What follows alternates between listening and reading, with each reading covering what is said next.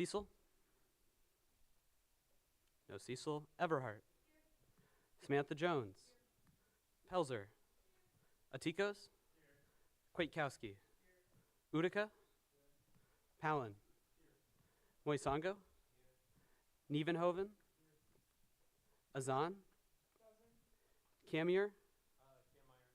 Kamier, thank you very much. Pedasani? Agarwal? Agarwal? Thank you. And please do correct me, I appreciate it. Veriger? I missed that. Thank you very much. Eisma? Gopa? Jake Schneider? Okay. We'll have to add some people to the roll in just a moment. Veriger? Yeah? Okay. Perfect timing. Mamani? Patel? Rollinger? Tesla? Spahn? Holiday? Sidney Jones? Pursley? And Hunter Schneider. With that, we do have quorum for the evening. So we'll now move into the Pledge of Allegiance led by Vice Speaker Pursley.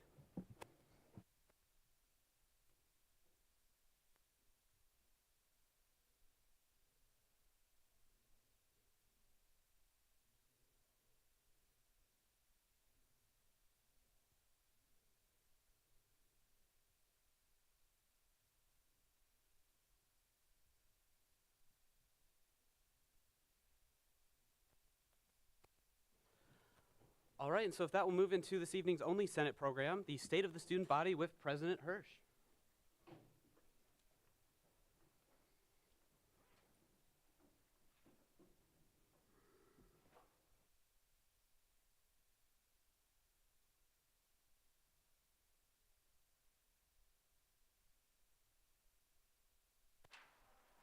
And I do apologize, I forgot to mention, if I could ask senators to close or mostly close their laptops as a show of respect for both programs and open forum. Thank you very much.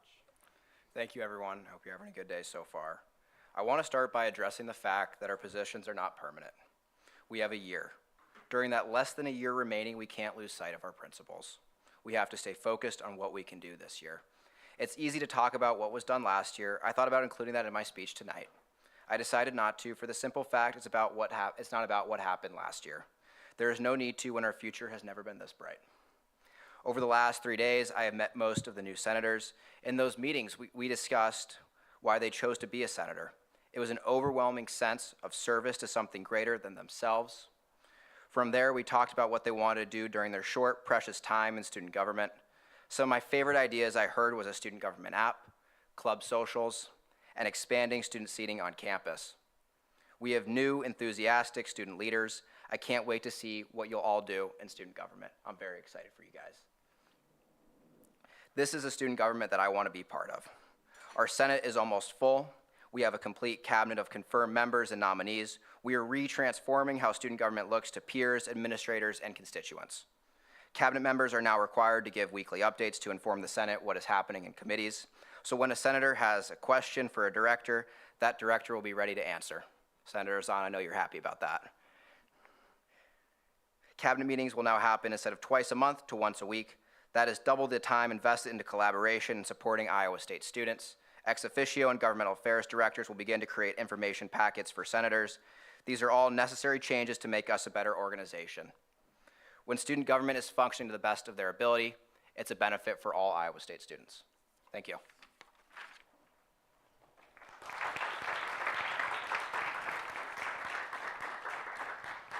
So with that, the floor is open for questions, and we'll start with Senator Azan. Nice and sweet speech. I do have a couple of questions. You mentioned that the cabinet is confirmed and it's pretty much full. I said full for, we have a roster that's full for positions. Some of them are nominees still, and they're here tonight, and I'm excited for you to get to talk to them. Awesome. So the question will be, did you assign the projects yet, or you didn't get a chance to assign their project? Yeah, no, projects is absolutely something that we're talking about. Again, though, when you get into specific positions, it's always going to be different. Some are just going to have more, given the nature of what that position is. But yeah, we've already started talking about it. We're getting on it. I had a meeting earlier today to get on the Big 12 conference, so. Thank you. I yield. So with that, the floor is open for any further questions. Seeing none, thank you to President Hirsch. Thank you.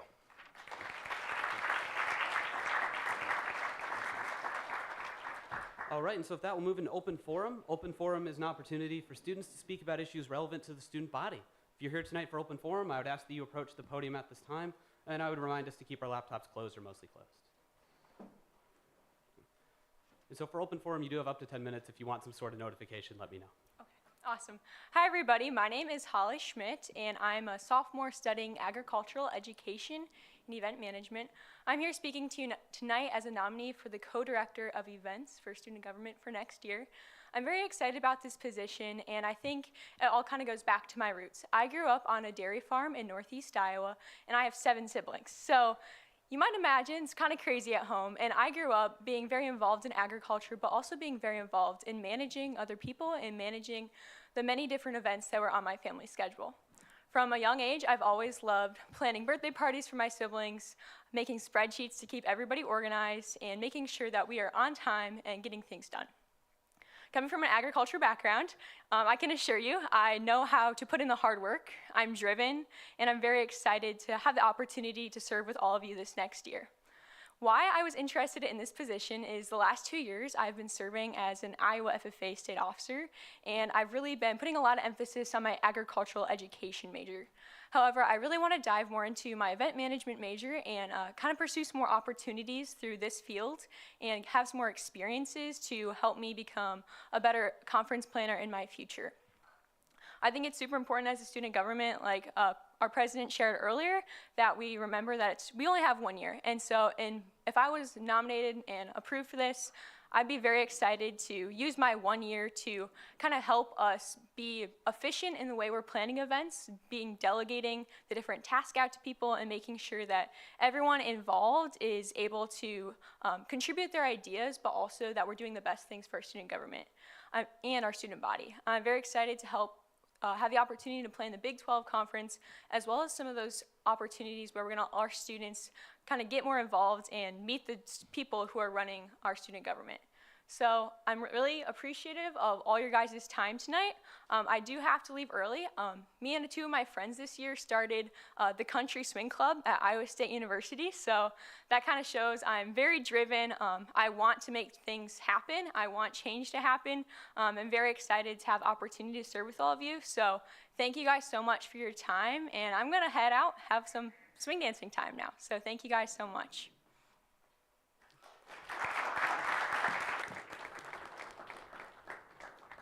All right, and so if that, is there anyone else here tonight for open forum? That would be a yes.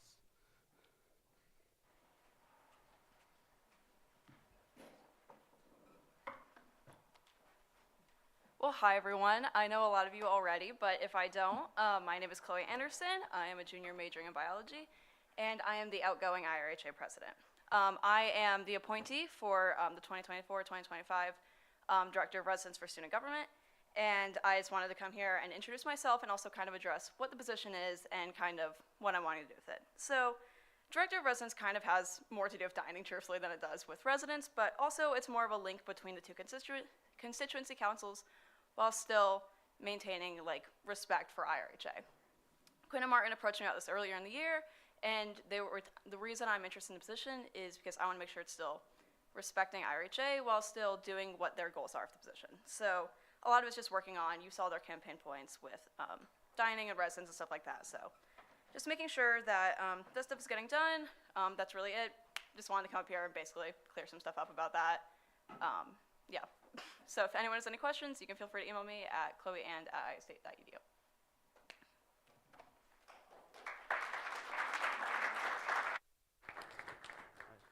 I'm sorry, it is my understanding I don't... Yes. Are not allowed to ask questions in the open discussion, but if the appointees that are not confirmed, if you have the questions, then, are you allowed to ask questions or not? During open forum, it's my understanding we don't do questions. However, events does require confirmation, so you're going to see that bill later tonight, and we're happy to have a discussion about it. Holly just had to leave early, so that's why she was seen Yeah, that's in what I open was forum. Does that kind of answer your question? Yeah, I did, but that's why I was asking. We're trying to fit everybody in at this last meeting, so I apologize for that. But with that, the floor is still open for open forum. So Yeah, could you remind me if I have a minute left if I go that long? yes, I can do that. So today I want to introduce myself. My name is Trey Wellman, a former senator and nominee for Director of Governmental Affairs. Today I hope to clear the air about what was said about me during the last meeting, which I didn't show up for after open forum. To say I was shocked is an understatement, but I thought it would be best to wait a week and clear the air myself. First, I want to say that I withdrew myself. No one forced me to or asked me to. This was simply my decision. I've always been passionate about serving students and advocating for students through public policy. One of the things said about me is that I am not qualified to serve in this position because of my unprofessionalism. While God has made us all imperfect beings, which I proudly fit into, I must object to being called unprofessional. Not only does my experience say otherwise, such as my work in the State House for 3 years, where everyone I have worked for has asked me to come back and work for them again, including Speaker Grassley, but others that know me will say that the characterization is more than far-fetching. However, I will never apologize for being passionate and supporting students. It is evident that the failures of last year are beginning to creep their way into a new Senate year that is full of fresh starts. I had plans that would successfully advocate for students, get their voices heard, and as students of higher education become respected again. These plans included bills that would successfully be passed and supported by a large variety of legislators across the state. She asked which ones I would bring forth. First, supporting a bill that would force the university to give students at the beginning of the year a list of community and campus resources if they became pregnant and not only wanted to carry their baby to term while completing their education, but to continue to raise a child while in college. That bill passed 50-0 in the Senate in 2023 and passed in the subcommittee in the House this year 3-0. It's very bipartisan. So I object to her saying that about me. Second would be a tuition freeze, which was put forth in a bill that passed the House this year, but did not get to the Senate. Third, funding for SHOP, because it's simple. No student who is studying at a place of higher education should have to worry about their next meal. Now I want to address why I was running late to the meeting last week for open forum, which she decided to publicly assassinate my character.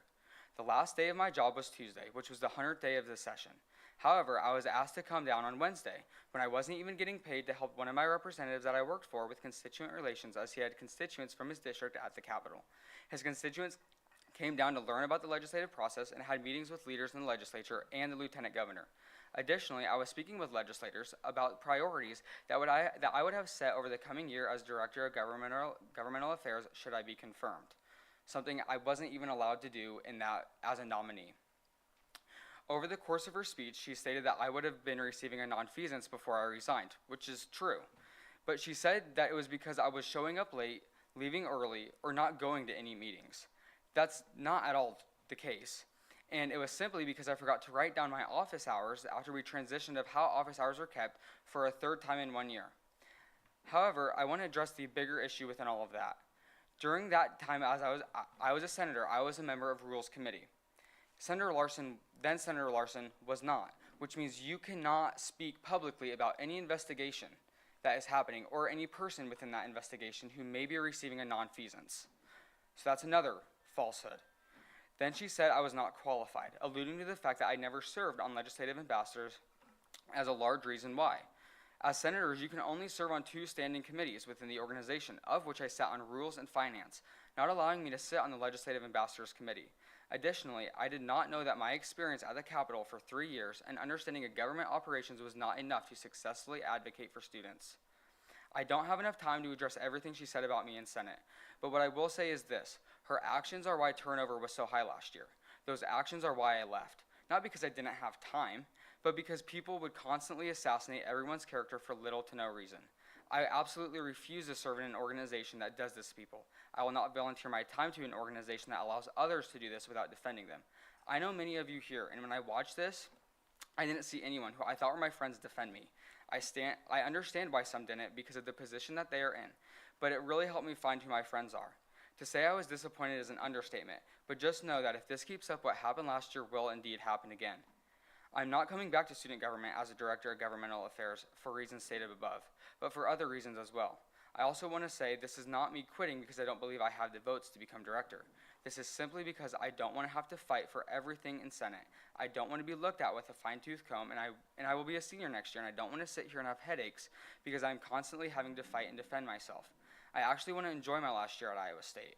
I know that if my tenure were to start like this, then it would be a fight the entire time, and I refuse to engage in that fight. What has been passed around today, and I have given you timelines, plans, bills, and action updates, as well as priorities that legislative ambassadors was going to approve and help implement. The things on this list are bipartisan and would help every student on campus. However, she said I let my political biases and my own political beliefs get in the way of what I advocated for. I will let you be the judge of that by what you see in that. And if you flip to the back page, it clearly shows that I have been working on this for over a month, when I wasn't even a nominee yet, because I was excited for this position to help advocate for students. Over the course of working with then Senator Larson, I had nothing but respect for her and her opinion. We would disagree often, but I would never let that get in the way of what matters, or what I thought mattered to everyone, the students. I can never imagine me doing that to someone else, even if I don't think that they are the best candidate, because at the end of the day, it's your decision. It's not theirs. Over the past few weeks, people have formed wrong opinions about me, yet nobody has reached out, asked questions, or gotten to know me, which is one of the foremost reasons why I have withdrawn from this nomination. This organization is supposed to support students, to advocate for them, which I haven't seen since I got here. So my advice, as someone who has gotten pushed out for standing up for what I believe in, be kind to each other, work together, have conversations behind closed doors. Not everything has to be public about each other, and have an ounce of respect for each other, which some have obviously failed to have for me. I give all glory to God for what this organization has given me, and I am proud of the work that I have done as a senator and would have been able to accomplish as your Director of Governmental Affairs. Thank you.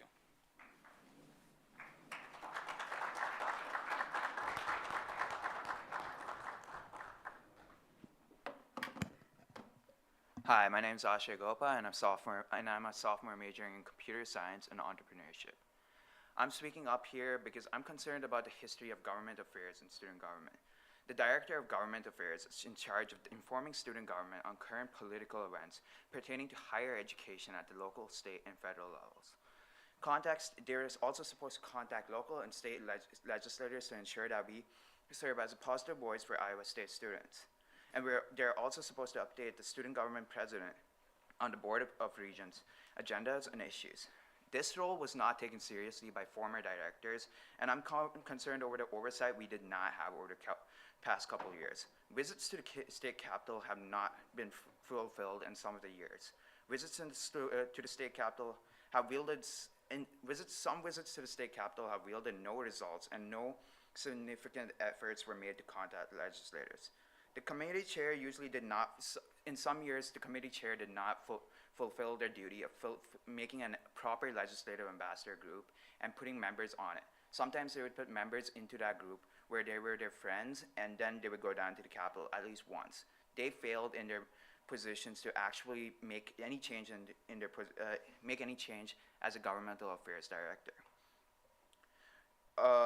Yeah, and so I really believe that student government should have done a lot better in the former years in their governmental affairs unit, because they didn't do as much as students expected, because at student government, they are the voice for students, and we should be doing a lot better job. But I'm actually excited for the future of student government's governmental affairs. I talked to the new candidate for governmental affairs, Colby Brandt, and he seems very qualified and very appreciative of the role, and I think he will really fight for you, because at the end of the day, this is about fighting for students, and we need someone who will actually fight for you, not someone who's just gonna be there and do the jobs that are just here.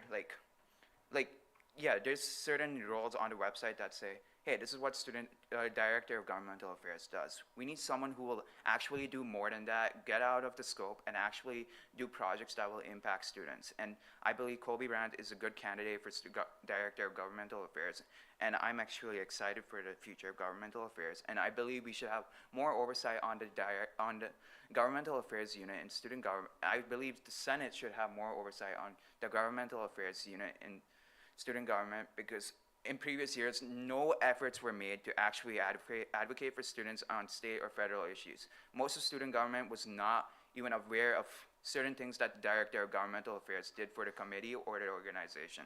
But I'm excited for the future, and I think as Senate, you should be asking future candidates or even today's candidate about certain quite important questions, and I believe today's candidate is a very good choice, and I am excited for the future of this committee. Thank you.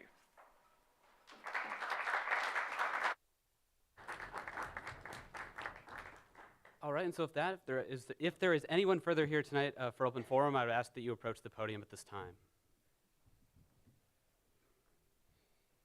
All right, and so seeing no one else, I'll move into adopting this evening's agenda. Is there a motion to do so? Can I take one of those as a second? Yes. Moved and seconded to adopt this evening's agenda. Are there any objections to doing so? Seeing no objections, it shall be adopted. I would entertain a motion to approve the previous minutes from last Senate meeting.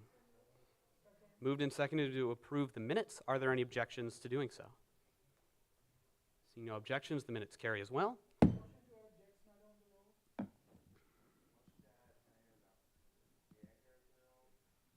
I did get Verriger earlier, and it was Senator Jake Schneider. It's moved to add Senator Jake Schneider to the roll. Are there any objections to doing so?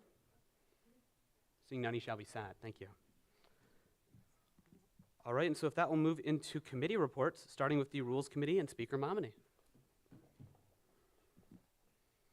All right, hi y'all. We sat some rules members. As you know, last meeting we had our meeting this last Friday, and we talked about two of the bylaw bills, one of which was tabled because we were able to find a different solution for that, and then the other we will see tonight, and it was sent unbiased. Make sure to ask good questions, anything that you can think of, really. And my only other update about rules is that if you are interested, I think that our seats may be full, but I don't want that to deter any new senators from getting the experience. So if you think that that's something that you would like to participate in, please reach out to me as soon as possible. And that's all I have. Floor is open for questions. Seeing no questions, we'll move into the Finance Committee with FD Martinez.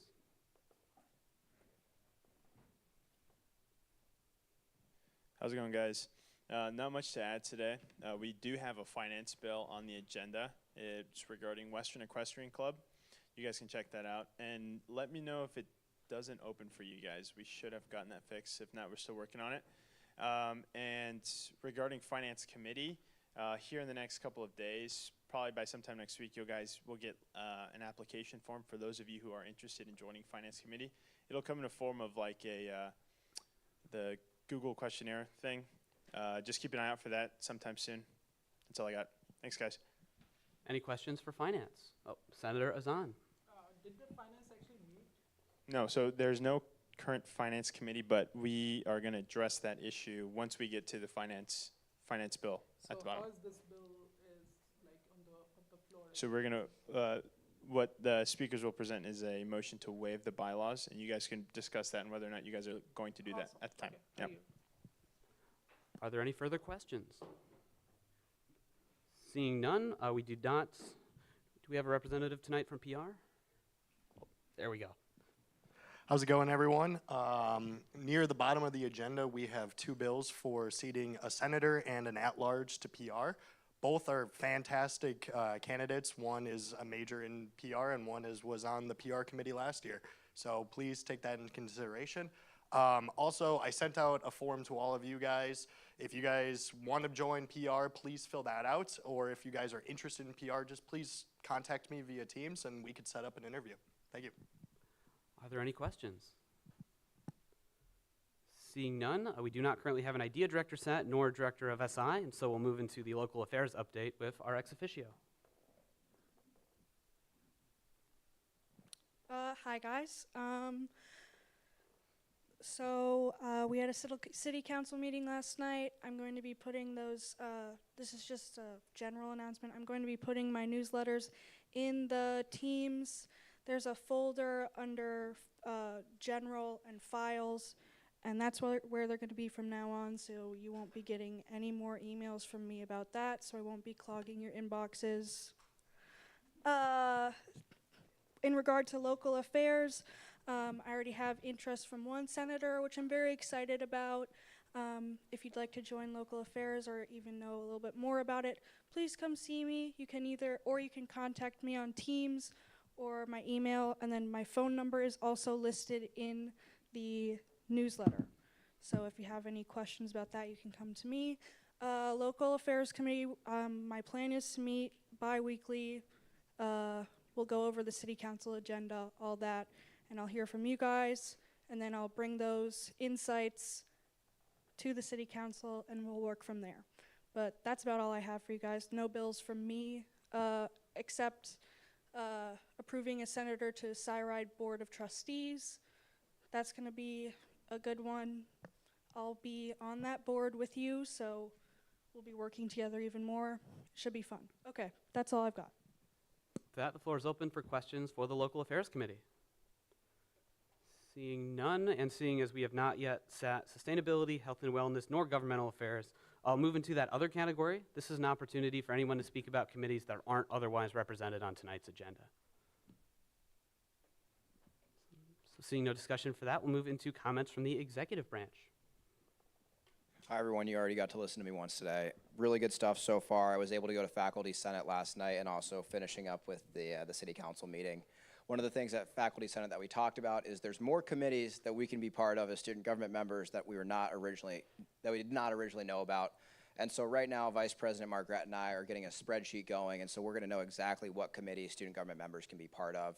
So you'll have more information from us over the next couple weeks going into this summer so we can have people sat on committees come time in August. So we'll send out information about that, and if you're interested, please let Vice President Margaret and I know. Floor is open for questions. Hope I do want to add, I think we all look pretty good tonight too. I'm glad we were able to dress up a little bit. Right, and so seeing no questions, we'll move into comments from our advisor. Good morning, morning. It's afternoon. Good evening, everyone. Brad Hill. Couple things want to talk to. First, I want to welcome everybody, and we're going to have a couple of things we want to talk to y'all about. But I want to introduce a couple people if you haven't seen them before. Over here, this is our Associate Vice President for Campus Life, Michael Harwood. So he oversees the Memorial Union with student government as well. So if you see him, obviously say hi to him. He's probably wants to say a little word to you. He put me on the spot. No, it's been a good time getting to know some of you, the leadership that I see. And things that we're looking forward to in working with you. And it's really important in my role. I serve as your Associate Vice President, and that's my job. And my job is to make sure that each of you are put in a position to be successful here at Iowa State. And that's what I expect of my staff as well. So I'll turn it over to Chad. What I was going to say is we have our new director here as well, who is joining the advising team. So Chad Garland is our new director of the Memorial Union. So give him a chance to say hi to y'all.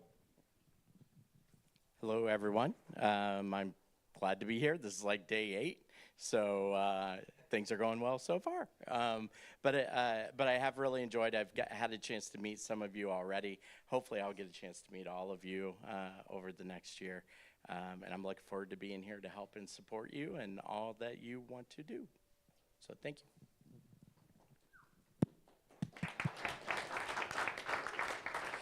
So thank you to them. Without their support, and there's one other person that's watching us at home right now, and she's probably going to text me and probably be really mad at me for mentioning her. So Christine, I'm just kidding. Dr. Younger watches, and she is really wants to advocate. She advocates for y'all every day. Her position is vice president as well.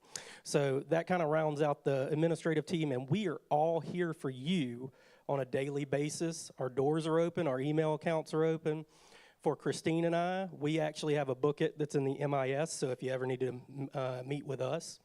But one of the things, there's a couple things we want to talk to you. Your last meeting is tonight.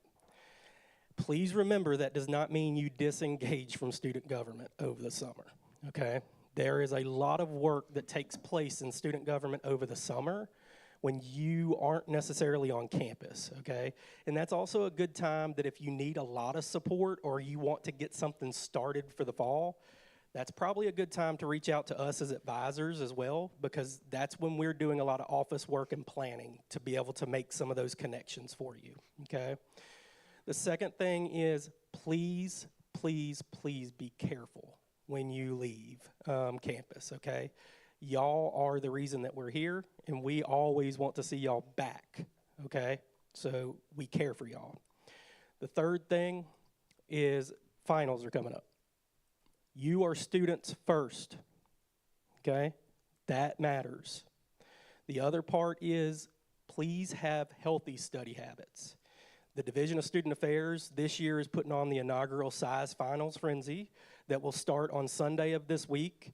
That'll be an all-day event on Sunday. It starts at 11 a.m., goes till 12 a.m. We'll have a cereal bar that night. We'll do walking tacos for lunch that day. There'll be SI sessions, tutoring sessions, everything. Smash rooms, outdoor movies, but it's raining, it's gonna be in the indoors, all that kind of stuff. Monday night, there'll be a pancake breakfast at 10 p.m. in the Union. Same thing on Tuesday, there will be nights, there will be things that we will do, giving snacks away, having wellness rooms.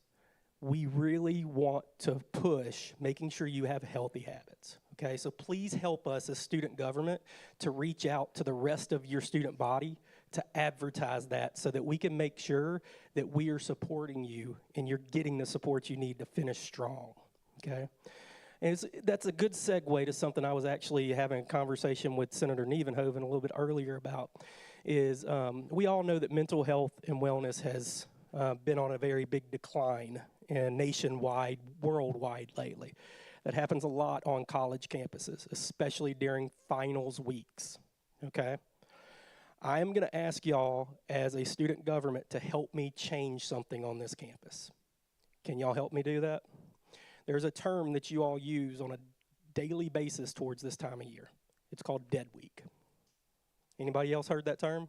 Anybody use that term? Please don't ever do it again, okay? I'm gonna tell you why. On college campuses during finals times, stress becomes so large that that's a time where the unfortunate creeps into a lot of people's heads, okay? And so we want to call it prep week because we're preparing for finals, okay? Because that is a bad connotation. And we want to make sure that you have positive connotations as you go into these times where you're challenging yourself to better yourself, okay? So as leaders on this campus, we as advisors and an administrative team, we need your help. We need you to help us put that wellness connotation out there, okay? That's what we ask for you. Y'all do a great job. We're here for you. Thank you for what you do for the students and for Iowa State University.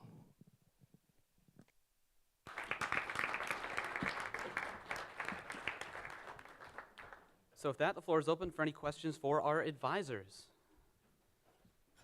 Seeing no questions, we'll move into comments from the judicial branch. We have a representative tonight. All right, seeing none, we'll move into the business of this evening. We have no external matters, so we'll start with internal matters, specifically Special Order 2024-1-02SC, Executive Nomination for Director of Governmental Affairs with, in the absence of Senator Cecil, Senator Everhart. Hello. This thing. Can you guys hear me all right? Okay, cool. Hello, everyone. So because there is a new nominee for governmental affairs, we will have to make a motion to amend this bill. So I move to strike out Trey Wellman in this bill and insert Colby Brandt. Moved and seconded to replace the name of the nominee on this bill. Are there any objections to doing so? Seeing no objection, the amendment carries. So back in your opening. All right, cool. Yeah, so Colby, if you would like to approach the podium. We heard quite a bit about Governmental Affairs Director. So yeah, just hear Colby out. He's a great candidate. I know him personally, and I think he's very passionate and will do a great job in this role. So Colby, go ahead.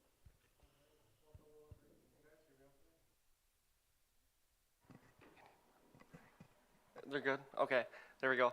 Well, hello everyone. Thank you for allowing me to come in and speak tonight. My name is Colby Brandt, and I am a sophomore studying agriculture and rural policy studies with minors in public relations and political science.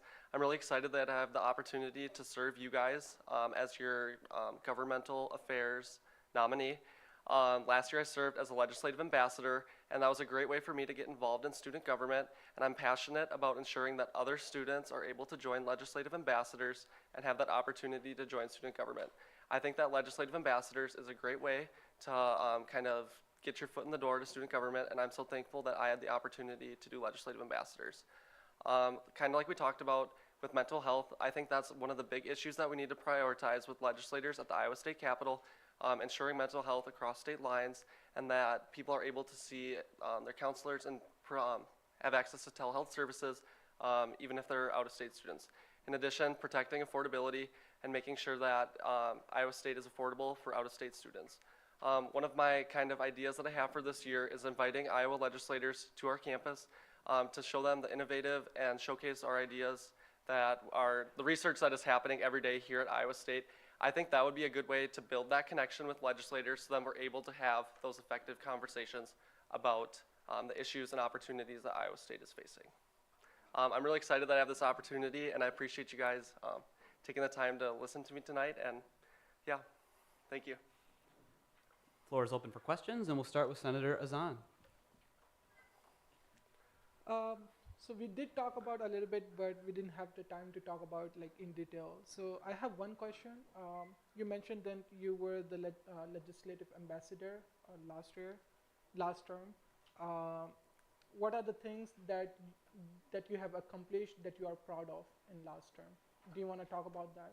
Yeah, so I'm really proud of the fact that we got to go and meet with so many legislators at the Iowa State Capitol and make those connections. I think that I would have a strong advantage for this position because I have met with so many of them at the Capitol, and that I would feel confident to go in and speak with them. I think that building those connections with them was definitely one of my biggest accomplishments over the past year, serving as a legislative ambassador. Yeah, I yield. And I'm sorry, I believe I mispronounced your name in opening, but Camire? Camire. Yes. Thank you, Camire. Camire, excuse me. Hi. So you've talked a little bit about your connections with meeting legislatures on the state level. Do you have any connections on the federal level or would be able to know your way around in that sector? Yeah, that's a great question. So this past summer, I was one of 9 students from around the United States selected to participate in a legislative fly-in in Washington, D.C. through the American Soybean Association called Ag Voices of the Future. So I'm originally from Minnesota, so I was meeting with Minnesota legislators, but I think that that conference and those 3 days that I was in Washington, D.C., I definitely learned my way around the United States Capitol and that kind of thing. And I think that I would have a strong advantage to be able to build those connections with Iowa legislators, just like I did with the Minnesota legislators. And then second question, you talked about bringing state legislatures like here to Iowa State, show them the progress. Would you be interested in also trying to get our senators and House representative here as well? Yes, sorry, I should have mentioned that. I think that both the state and federal level legislators would be important to have at that event. All right. Thank you. I yield to further questions. Senator Holliday.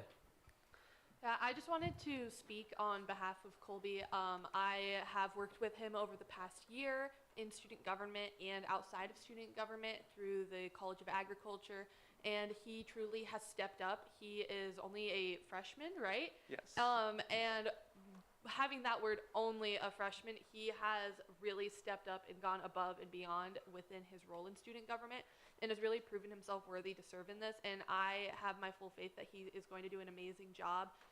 Before Senate tonight, we were talking about different things that he wants to do over this next year, how he plans to go about them. And he definitely has a lot of connections and is someone that's not afraid to ask for help if he needs to.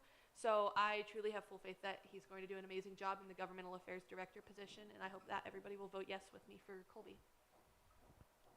Senator Samantha Jones. Okay, I have 2 questions. All right. So my first one is, if confirmed, what would be your first priority? What would the first project you would work on? I think that the first project that I would kind of want to get started on planning would be that event for the Iowa legislators to come to campus. I know that spring is a busy legislative session for them, so I'm kind of just thinking logistically when that would happen. I think that would be a big event, and just to kind of begin planning that as well. But also just kind of establishing that connection with them right from the start. If selected to serve in this position, I would want to email them right away and tell them, like, I'm the new governmental affairs director. I'm really looking forward to working with you over this next year. Like, please reach out if you have any questions, that kind of thing. Because I think that that's the most important part about me serving in this role, would be building those effective connections from day one. That's how we can talk about the issues at Iowa State and be able to kind of advocate for Iowa State and our students. Perfect, thank you. And my second question is, you talked about advocating for mental health with in-state students and such as also out-of-state students. As a student from Texas, how would you go around advocating for out-of-state students? Yeah, so one of the big issues we talked about with legislative ambassadors this year was there's a lot of stipulations across state lines. So like, for example, Minnesota counselors and psychologists can't treat patients over state lines. And I think that would be important. That's more of a federal issue, but just ensuring that, kind of not getting rid of, but ensuring that out-of-state students have access to their counselors back wherever their home is. Just because that's an important connection, and it's hard to kind of transfer that. But also just increasing funding for campus mental health services as well. So if that isn't feasible, they still have those opportunities right here on campus to seek out those mental health services. Thank you, I yield. Senator Gopa. So the university has a state relations officer and a federal relations officer. Of course, you know this, but they're gonna push their own own issues for you to advocate at the state or federal level. But as students, we also have our own issues to advocate for. So how are you gonna figure out the mix between and figure out what to advocate for at the end? Yeah, I think that's a great question. Obviously, there's going to be a lot of issues, like you said, between students and the federal relations director, but I think just keeping an open mind and hearing out all sides of that and kind of understanding that and then going from there, I think it's really valuable to get the students' input, since students are the ones that are impacted by these issues, but then also the federal coordinator, she'll be a great resource too for that kind of thing as well. So I think keeping an open mind for that as well would just really help to kind of balance out those issues. And how many people are going to keep on the legislative ambassador committee, and how are you going to make what is the criteria you're going to keep for that committee? Yeah, so I've already talked to a few people from legislative ambassadors. I think most of them are planning on sticking around for the next year. One of the things that I kind of want to focus on for legislative ambassadors is ensuring that it's open for students of all colleges.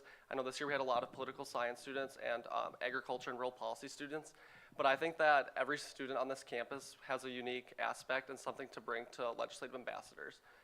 So kind of ensuring that, marketing that the committee to across campus to allow other students to get involved, I think would be a great step in ensuring success. All right, so if that, sorry? Is there a second? Moved and seconded to end debate. Are there any objections to doing so? Seeing no objections, closing comments, Senator Everhart. Yeah, I just want to throw some support behind Colby. I know him personally, and he's a very hardworking, driven person. I think that he'll do a phenomenal job in this role, and I hope you all vote yes. With that, let's move into vote. All right, UC has been called for. Are there any? All right, and so there's been an objection. Unless there's a call for a roll call vote, I'm going to do this as a placard vote. All right. So with that, when I call your name, please say yes, no, or of course you may abstain. Moran. Yes. Rolls.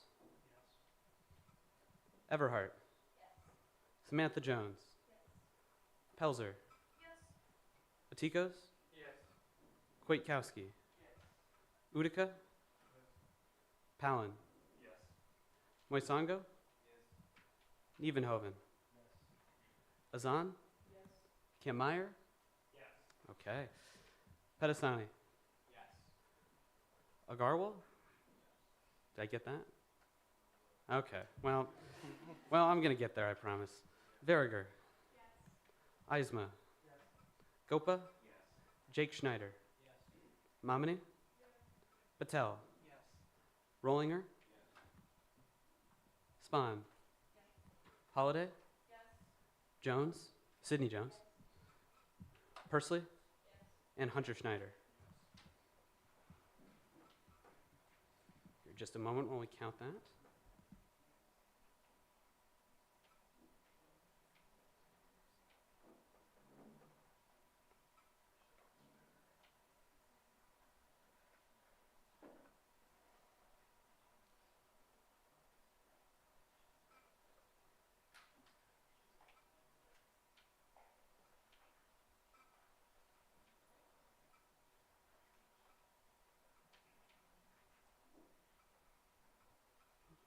All right, so with a vote of 28 to 0, the motion carries. Congratulations.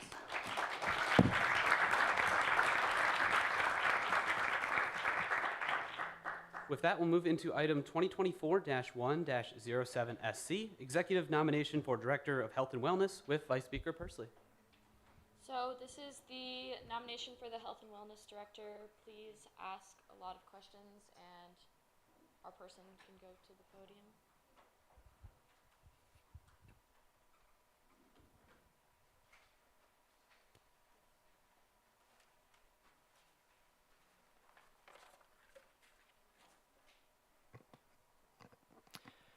Distinguished senators, cabinet members, and those in attendance, my name is Adam Harrington, and I'm currently a junior majoring in kinesiology and health with a minor in biology. Health and wellness as a whole has always been something that I have found interest in. During my time in high school, I competed in many sports, including basketball, track, and cross country.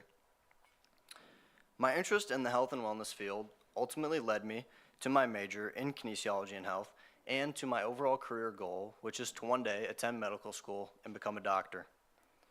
Throughout my journey here at Iowa State, I've had the opportunity to take part in a research group called PASS, acting as an undergraduate research assistant, and volunteer with a Parkinson's outreach group where we worked alongside those who have been diagnosed with Parkinson's disease.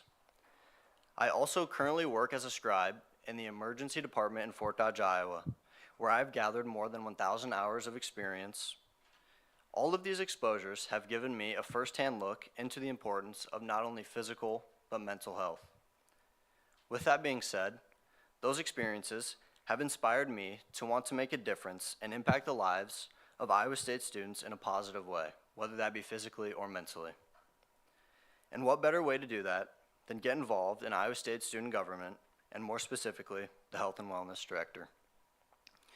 Recognizing the important strides student government has made over the past year, specifically the bill introduced by Senator Spahn regarding the sexual violence prevention education proposal, I feel confident in my ability to execute the content of the proposal alongside the support of the student government members, administrators, and stakeholders.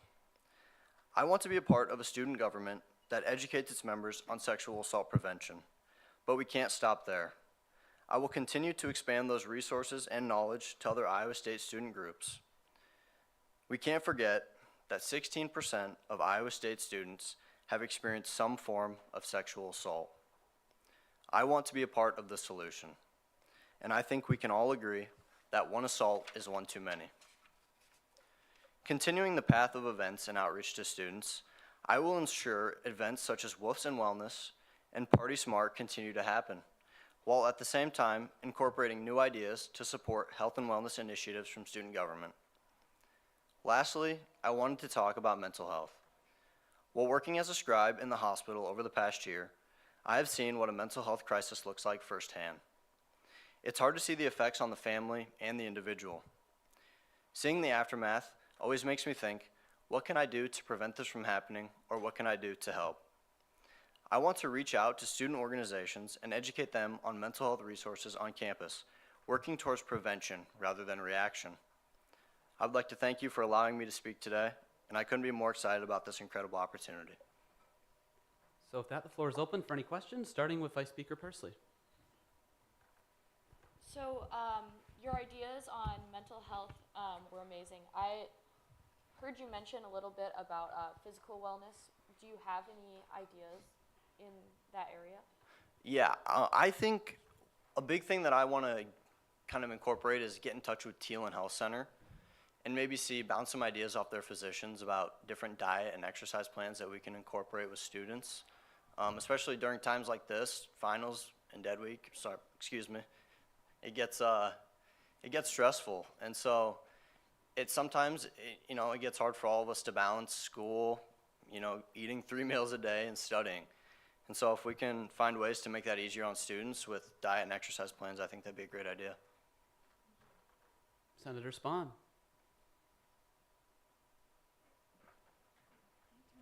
Oh, okay. Sorry, it turned on. I just wanted to voice my support for Adam.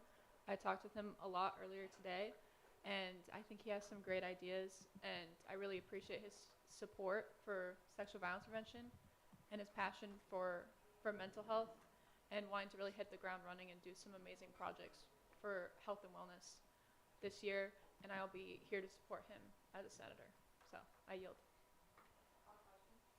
Moved and seconded to end debate. Are there any objections to doing so?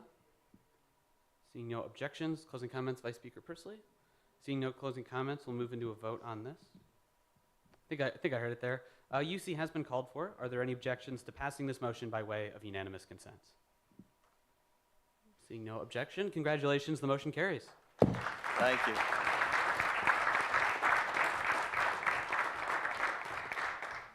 We'll now move into item 2024-1-010SC, executive nomination for Director of Outreach with Speaker Momini.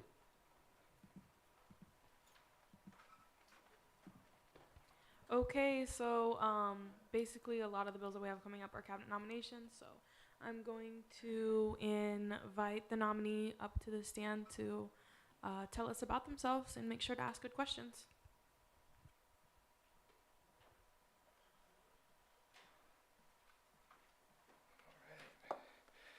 Good evening, everybody. My name is Eric Gertis. I am a transfer junior majoring in communication studies and minoring in journalism. I previously attended Iowa Central Community College, so this is my first semester here at Iowa State. This would also be my first Senate meeting and first leadership position here. I have quite a bit of experience for this role. Last summer, I served as a video production and social media intern for Pocahontas Chamber of Commerce. While there, I also had to do a lot of outreach for many different events. For example, I would reach out to local musicians to perform for the town, reach out to prize donors for events, create and hang flyers, and manage their social media page that had significantly more activity with the content I produced. This summer, I will essentially be doing the same thing for Pocahontas Economic Development. You'll be happy to hear I actually did know that student body existed here at Iowa State, and I've always been interested in trying it. I have had leadership roles in high school, and I kind of missed that. And I already have a couple of ideas I'd like to try out this term to draw more interest in student government. I'm looking forward to collaborating with both my fellow cabinet members and senators to work on new creative ways to reach out to more students and organizations. And I know Senator Gopa has already expressed interest in working with me to expand outreach. The Hirsch Margaret campaign promised to show students what we do here, and that's what I plan on doing. I'm very excited to begin my student government journey. Thank you. Right, so with that, the floor is open for questions, starting with Senator Kammeier. You talked about having some ideas. Can you just share them with us? Right. Part of what I have to do as Director of Outreach is create a presentation for incoming freshmen. I'm not sure what has been done in the past, but my idea is to kind of create a short video showcasing what we do here in student government. So it would contain clips of interviews of the president, vice president, speakers, some senators, explaining what student government is all about. It would contain video, pictures of Memorial Union, student government offices and events we put on, just to show kind of what we do and what we're doing for them. And would this video be playing at like DIS or like, is there a specific like time/place? I don't know enough about that. It'll be for incoming freshmen to watch. I yield to Senator Azan.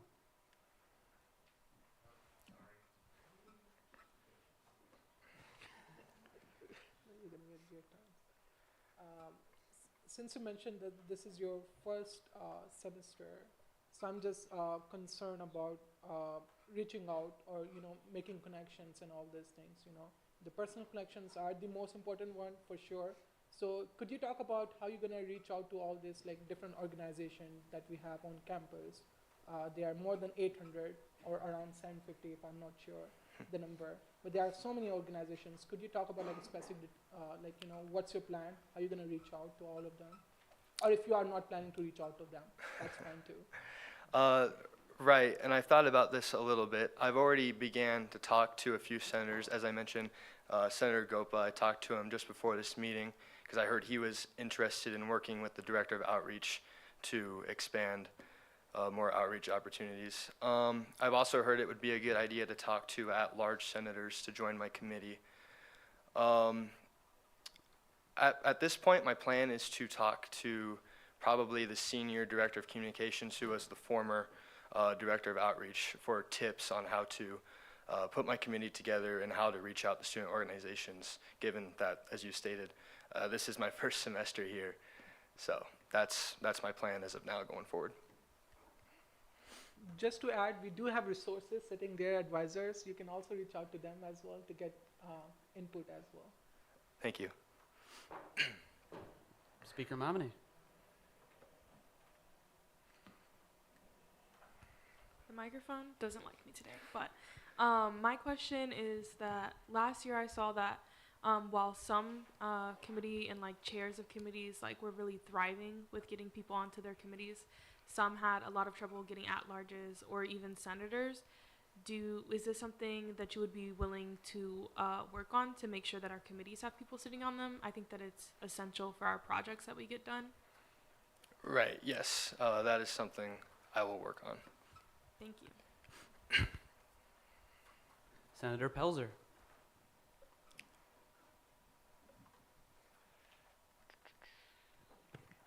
Hi, thank you so much for being here. I'm just curious, as a transfer student, what brought you specifically to Iowa State?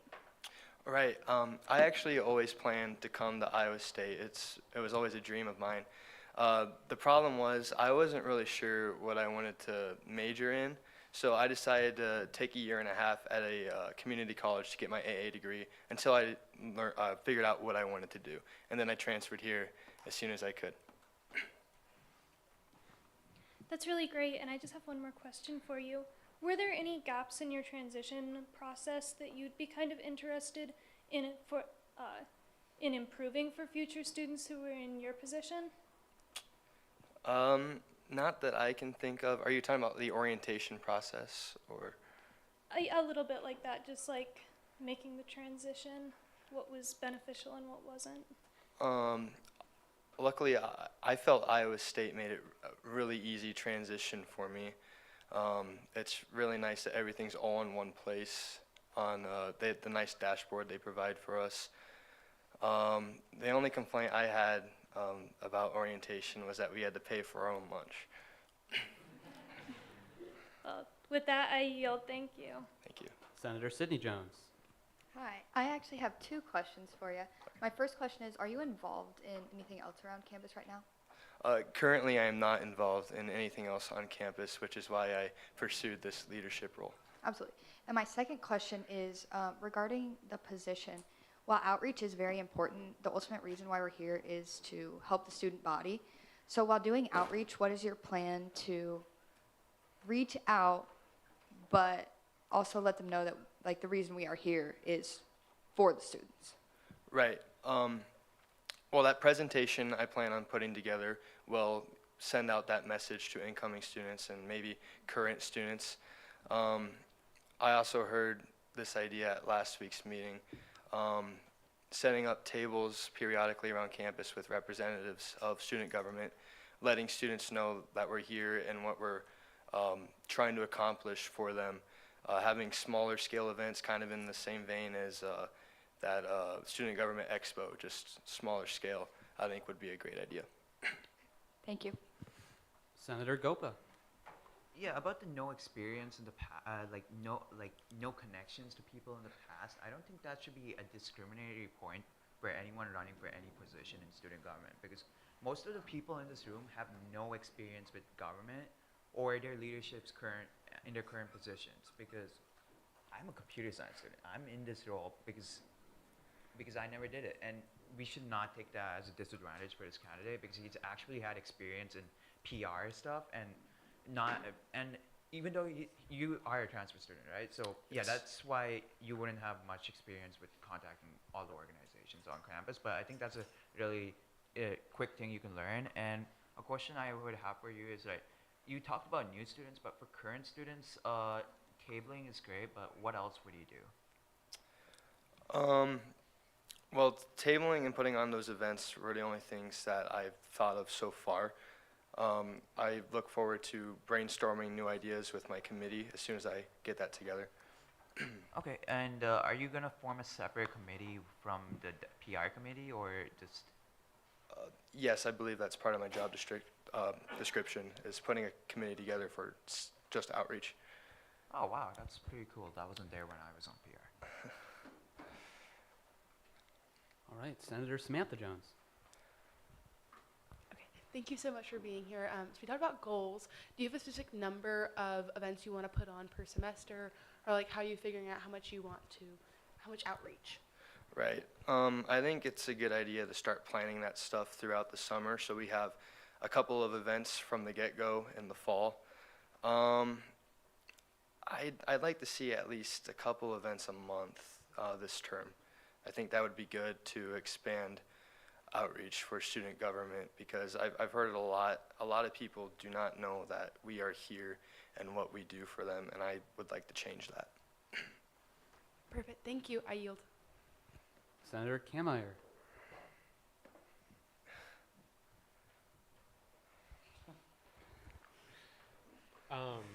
Have you gotten the chance to look through the, I know obviously you weren't here for the expo because this is your first semester, but have you gotten the chance to look through the notes of things like general advice and like items for the expo yet?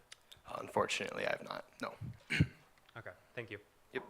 Senator Azan.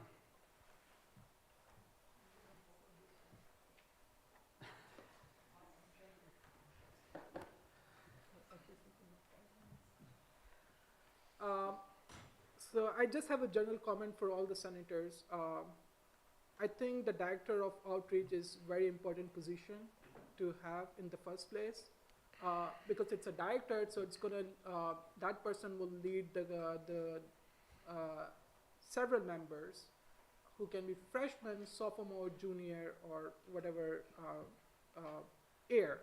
So my only concern on this is that someone who has more experience on campus will be a better position for director role.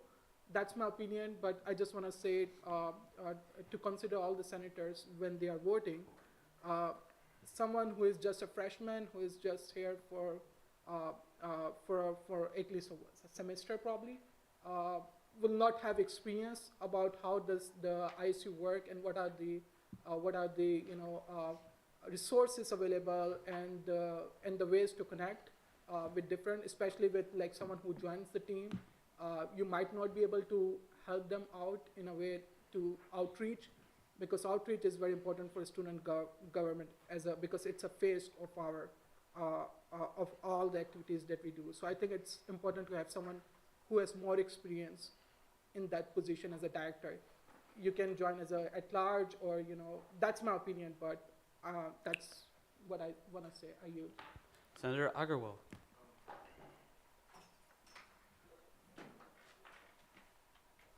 I would just like to say, I feel like we have a very amazing system here at student government that helps people learn. And I feel like seniority should not be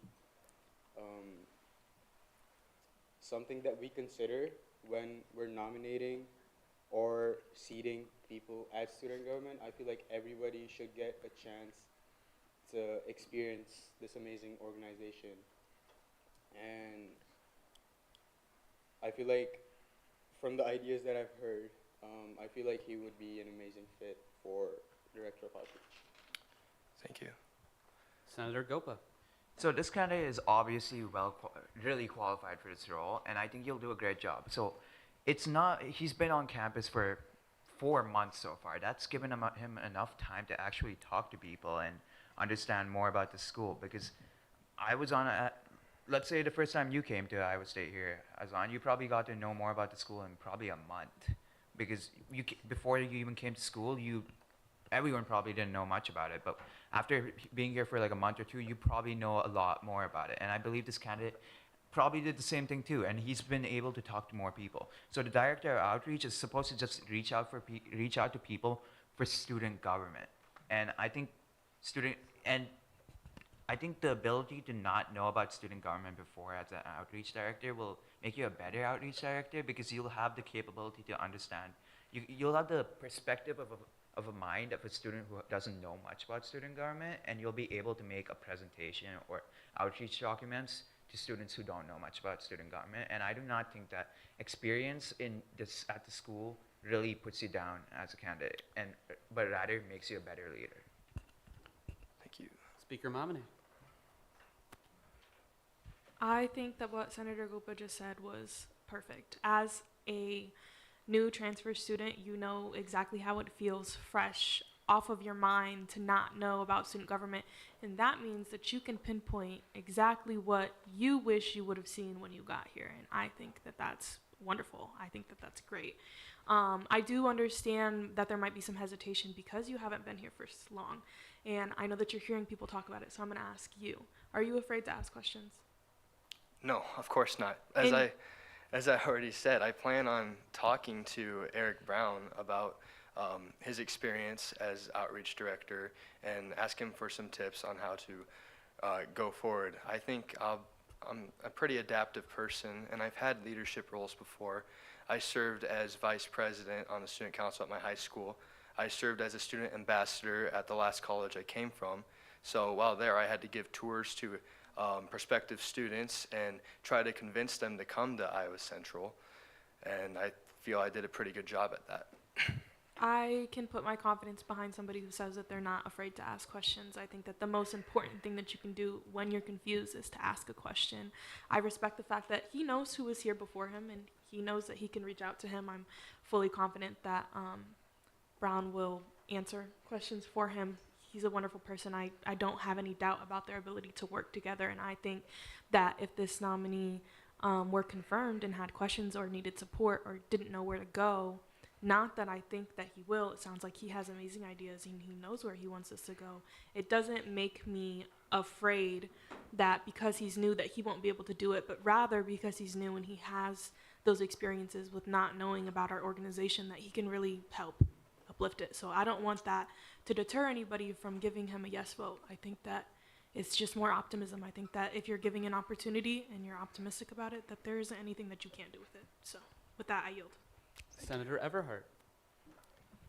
Yeah, so I guess kind of echoing what they said, coming into this organization as somebody completely new is totally okay. There's plenty of tenured members here that are here to help you. One of the jobs of the Director of Outreach, bylaw 3.4.10.1, is appointing members to a student organization outreach task force. Any of the tenured members within this room would be able to help you with that. And I have no doubt that, you have already said you're starting to have conversations with people, and I'd be more than willing, personally, to help you with that. Additionally,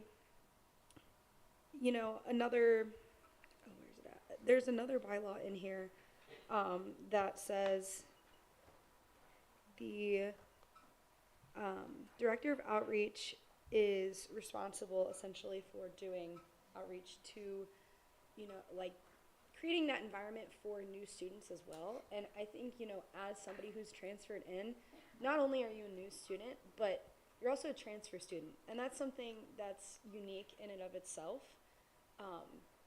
You can see each side of the coin, essentially. And I don't think that that should be something that we take away from this candidate. He seems obviously very passionate, and from what he said, very qualified for this position. I don't think that's something that we should discount him on. So with that, I hope you all vote yes for him. I haven't met you personally, but from what I've heard, you seem qualified. So with that, I yield. Senator Zahn, I do apologize. You have used both of your speaking privileges on this, so someone may yield you time if you wish, but I apologize. I can't call on you. So, Senator Agarwal. Is there a second? Moved and seconded to end debate at this time. Are there any objections to doing so? Seeing no objections, hold on just a moment. Closing comment with your closing comments. All right. Closing comments have been used to call UC. Are there any objections to passing this motion by way of unanimous consent? All right.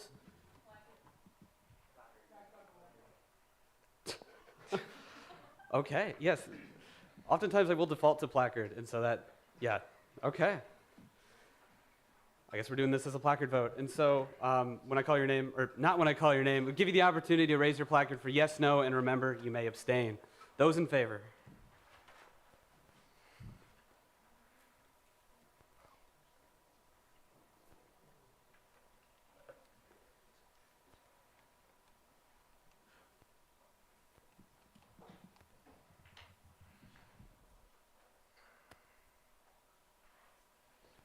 Thank you very much. Those opposed?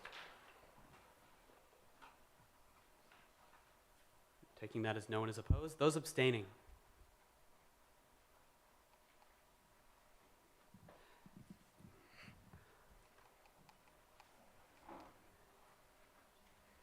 Hold on one moment.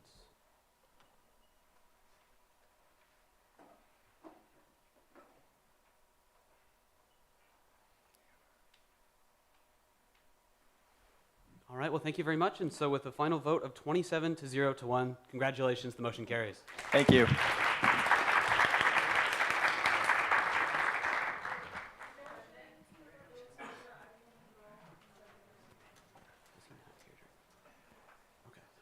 All right, it's been moved to remove Senator Eisma from the roll. Are there any objections to doing so? Seeing no objections, he shall be removed.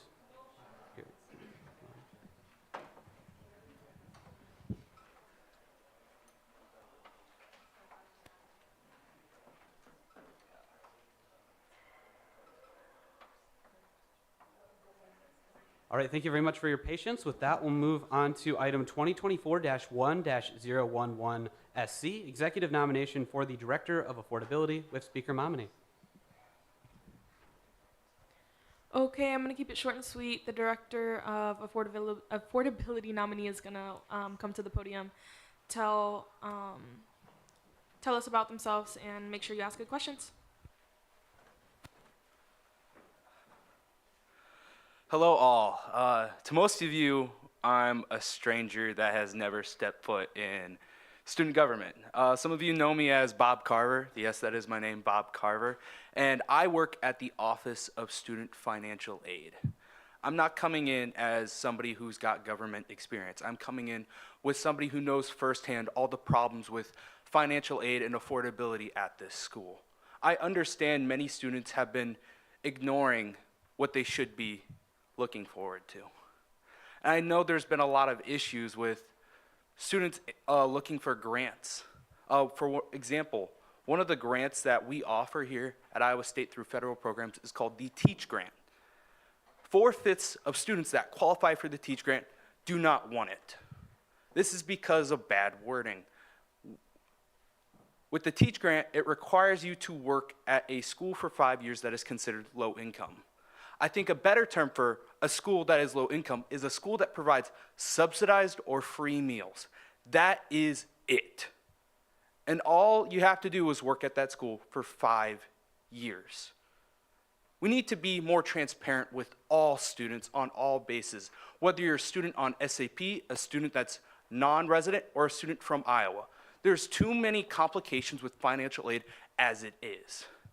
I know firsthand as I work in the financial aid office taking phone calls 4 out of the 5 days of the week, and I understand your frustrations with affordability at this school. And that's why I'm here. This is why I'm here. I want to help every single student on campus be able to come here for 4 years and get their degree. I understand there are situations where students may not be able to succeed and be placed on SAP, and we should give them the benefit of a doubt and help them get back on financial aid so they can continue to attend Iowa State. I also understand, again, I am a stranger to most of you, but I do have leadership experience. Being from Muscatine, Iowa, I was in the FFA. I served as the vice president. I'm also an active member of IRHA, so I do know how parliament proceedings work, and I absolutely love it. I am so excited to work with every single one of you this coming year. That's all for now. All right, and so with that, the floor is open for questions, and we're going to start with Vice Speaker Persley. Well, firstly, I appreciate how passionate you are about this position. I just wanted to ask you if you would be interested on working with governmental affairs to help affordability, and if that's something that you've thought about. That is 100%. A lot of affordability is policy inside the university and policy within the state. And federal policy, most of all. A lot of the things we have to follow is based off federal policy. Working with government affairs is crucial to make sure that this position is a success. Senator Utica. It seems you have a lot of experience. My question is, what do you think are the common barriers to affordability, and how do you plan to address them? Common barriers are simply one, knowledge. A lot of people don't know how the financial aid office works. There's often times where people are looking to getting into loans and they wait till the last minute, and then they're struggling to register for classes because they haven't gotten their loans so they can pay for their U-bill. Another important thing I would like to work with is the accounts receivable office, and being more willing to work with students on that policy, on saying, hey, you see that we've been making payments. I know we're not at the 250 mark, to make sure that you can go ahead and register for classes for this following semester, and working with those students.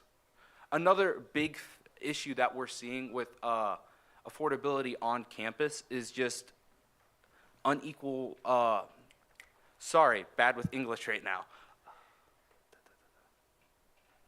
Unequal merit awards coming into Iowa State.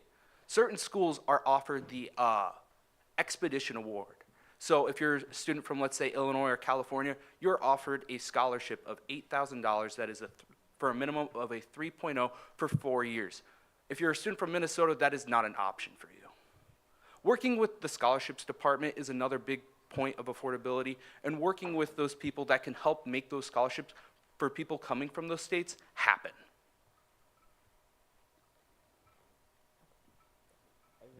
Senator Samantha Jones. Hi, thank you so much for being here today. I am an education major, and as a future educator, the TEACH grant is something, as you mentioned, very wordy and hard to understand. How do you intend to fix the wording and get the knowledge out to education majors, such as myself? That is an amazing question I was hoping somebody would ask. It's very simple. All I want to do is create a form that explicitly says, hey, do you have these requirements? If you do, congratulations, you qualify for the TEACH grant. And getting them in contact with Eric Baldwin, our TEACH grant advisor, to make sure they can get through that advising so they can receive the TEACH grant. I didn't say this earlier, but it is $4,000 a year, which is crucial, especially when you're going into education where maybe the pay isn't the best. Being able to get grant money where you don't have to pay it back is wonderful. So again, thank you for asking that question. Of course, I yield. Thank you. Senator Gopa.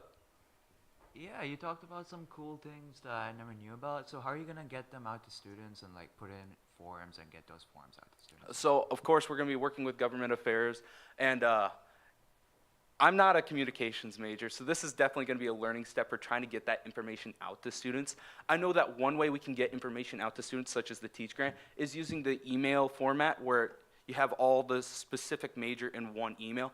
I know not all students check their emails regularly, but that's just one way we can do it. Another is through education expos. So oftentimes the financial aid, as April is Financial Aid Literacy Month, we can have different events around campus that are targeted towards financial aid and affordability.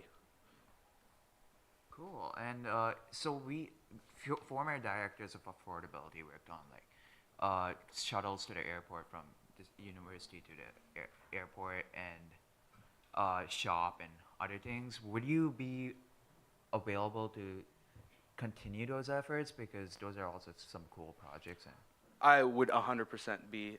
In fact, I'd be willing to do even more than just that. As a student that works at the financial aid office, I get to hear about more opportunities than the regular student or student government student would get to hear about. oh wow, so what are some things you would want to start with, like the smallest project you can start on right now and get it finished with? The first project I do want to work on is the Teach Grant Outreach Project because, like I mentioned earlier, 4/5 of students that qualify for it do not receive it. Making sure they can get that in contact with Eric Baldwin. Another thing I would love to start working with is the policies between student U-bills and accounts receivable because I struggle with that myself, trying to get registered for classes due to a U-bill.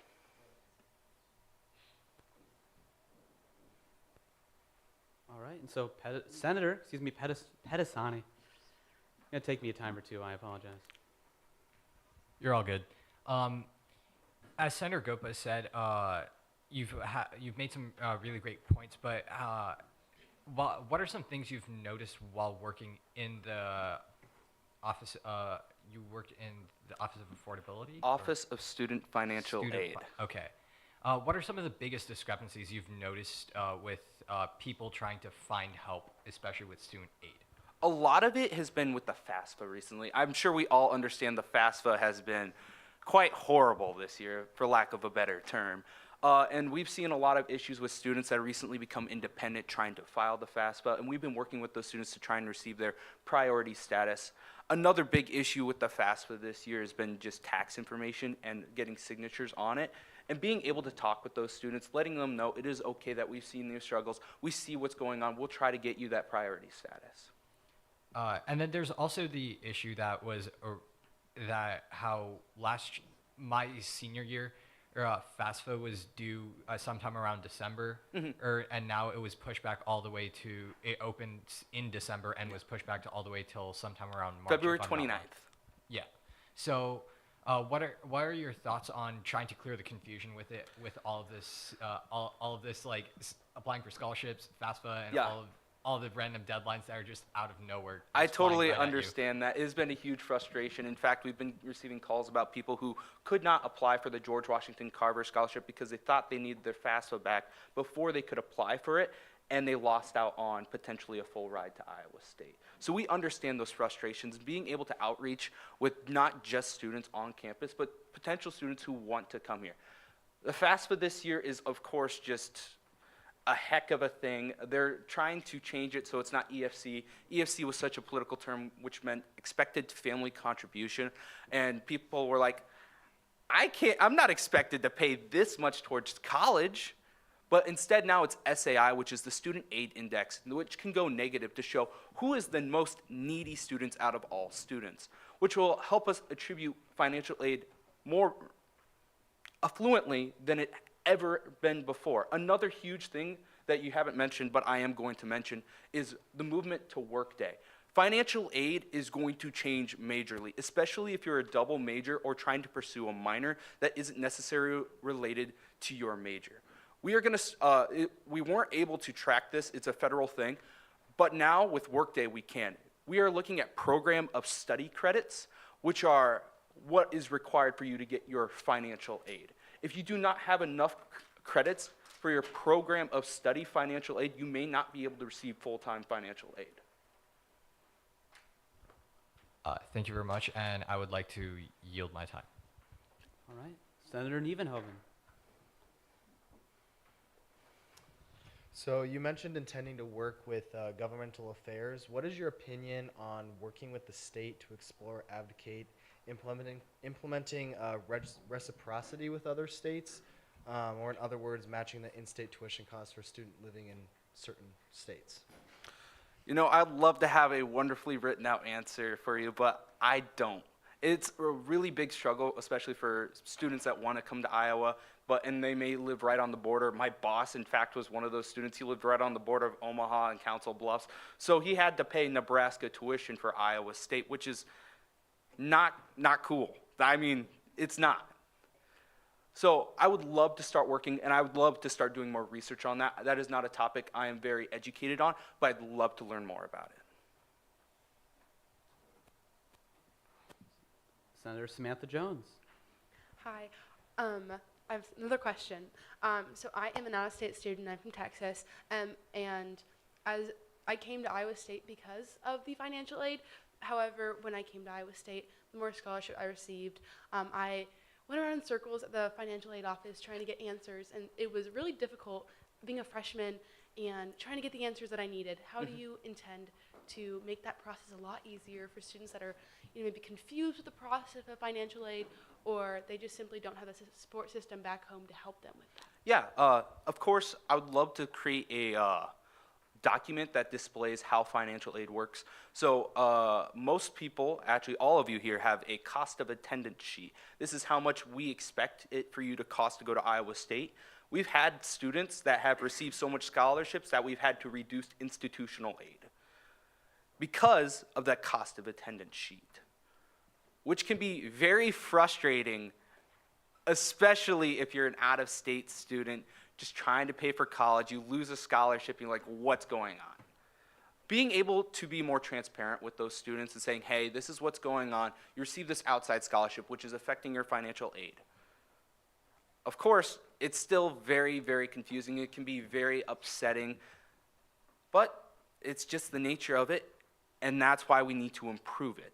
Creating a document that displays exactly how your financial aid works, I believe, would be the best thing for all students at Iowa State, incoming, graduating, or currently studying.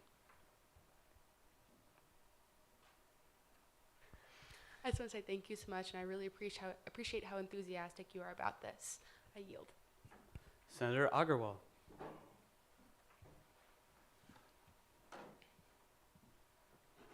Iowa State has a booming community of international students. What do you know about international financial aid? And second, how do you plan on getting more financial aid opportunities out to international students who might be unaware of them? International students is an extremely hard thing to talk about when we're in the financial aid office, especially because you have to look at I-9 forms for those students coming in. And there's really nothing financial aid-wise that helps them get those I-9 forms. It's extremely rigorous to get into Iowa State as an international student. You have to pass so many English exams. And just being, it's really difficult overall. But one of my big things is making sure they know how financial aid works here. We may not be able to directly assist them in getting into Iowa State via scholarships, but having that information readily available for those students that are coming in and working with the admissions office to say, hey, this is what's going on with their financial aid plan. What can we do to assist these guys?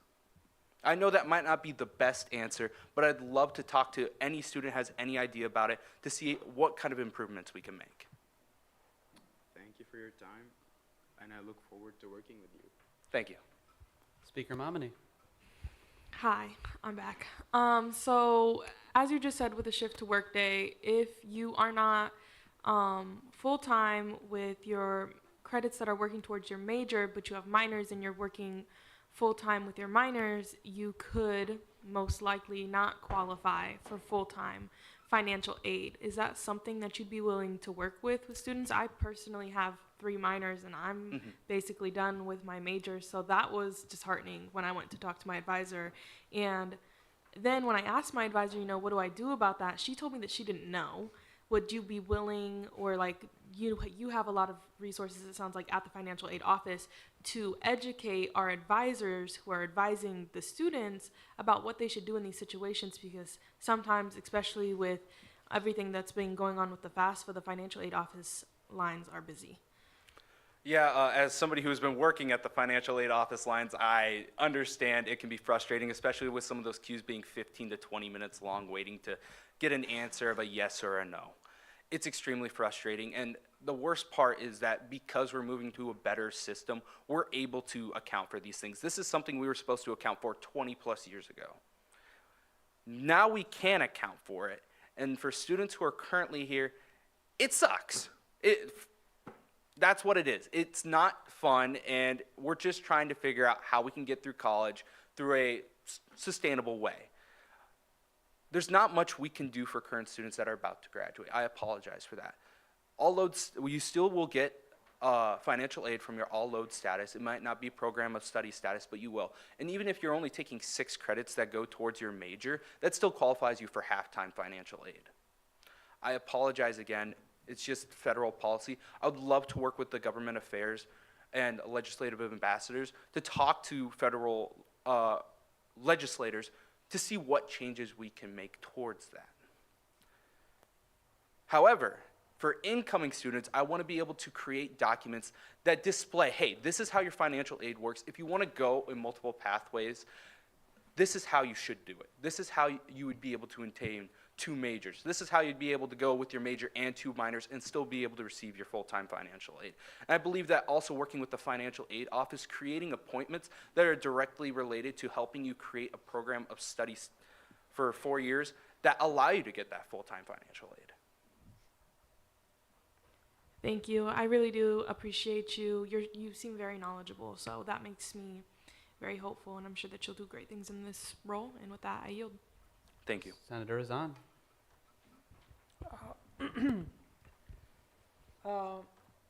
I do have one simple question. As per my knowledge, most of the scholarships, international students are not eligible to them because of their visa status. Could you mention about any of the scholarships that are available for international students? If they are not, are you planning to work on to make it available, or to talk to the relevant departments? You see, I would love to answer that question, but I'm not very knowledgeable on international students. I've only talked to 3 international students while working at the financial aid office in the last 2 semesters. Yeah. I just am not knowledgeable enough. However, I do want to work with people that are international students or have ideas about international students about making those scholarships more readily visible. It might not be might be accessible, but visible, so that international students do know about these scholarships when they're coming to Iowa State or when they're applying to Iowa State. With that, I call up question. Is there a second? Moved and seconded to end debate. Are there any objections to doing so? Seeing no objections, closing comments, Speaker Momini? Seeing no closing comments, UC has been called for. Are there any objections to passing this motion by way of unanimous consent? Seeing no objections, congratulations, the motion carries.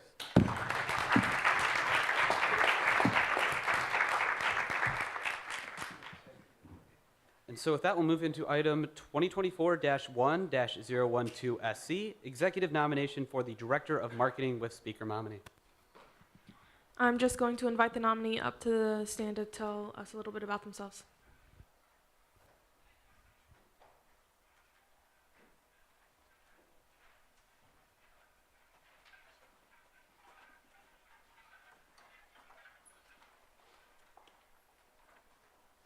Hi, everyone. Unfortunately, especially for Chase, he's getting his wisdom teeth out, so he is yeah, I feel bad for the kid.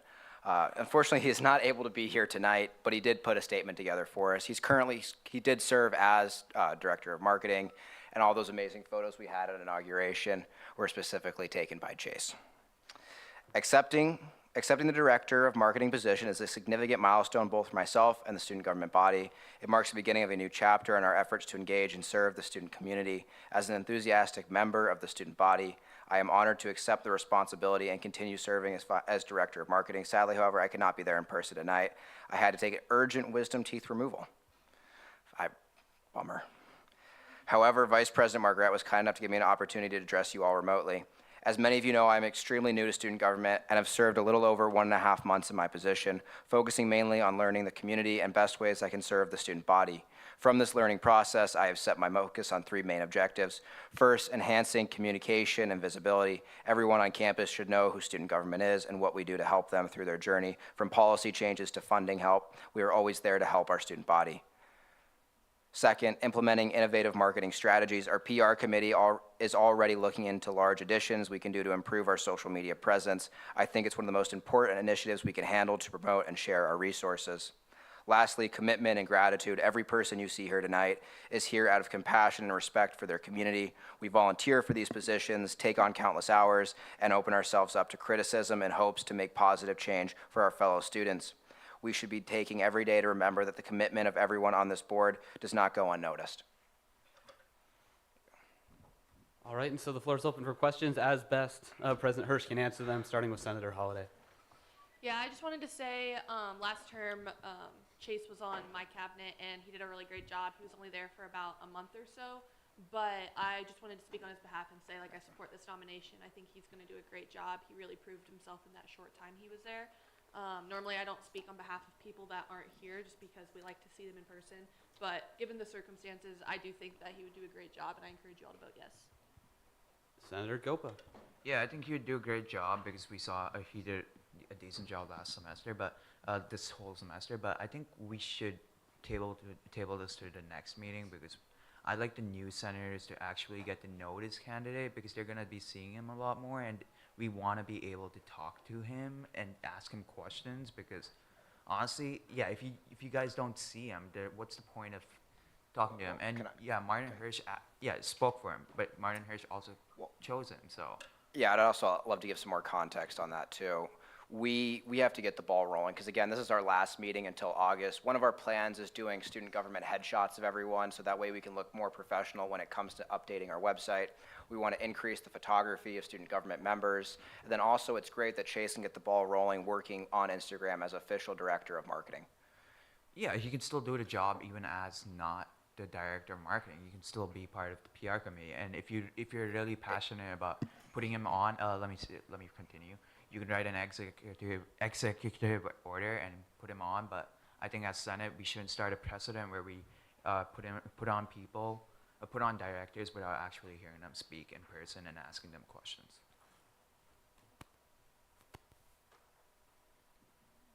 All right. Speaker Momini. Okay, so I know it is not very common that we see people. I feel bad for him. Wisdom teeth removal is a pain. I think I got like lucky because I was eating cheesecake and spaghetti that same day. So, but that's not everybody's experience. I understand. So I think I'm not going to tell you how to vote. I can't. But I think it's worth your consideration, you know, that at least he made a statement. It was a very well written statement, and he was there at the inauguration. I thought the photos looked good, and while yes, he could still technically work over the summer. There's just a little bit more motivation when you have a title associated with your name. But I also respect the fact that this is something that we should take seriously when we seat our members. So just kind of listen to what your heart is telling you, and if you have a question, don't be afraid to ask it just because he's not here, and I'm sure that President Hirsch will try and answer it for you if he can. Senator Samantha Jones. I would just like to say, we did talk to him at inauguration, and I got to speak to him a little bit, and I can't speak on all the senators' behalf, but Jonathan and I did get to speak to him, and we got to know him a little bit, so I can say I stand behind him, knowing him a little bit and talking to him before this. Senator Azan.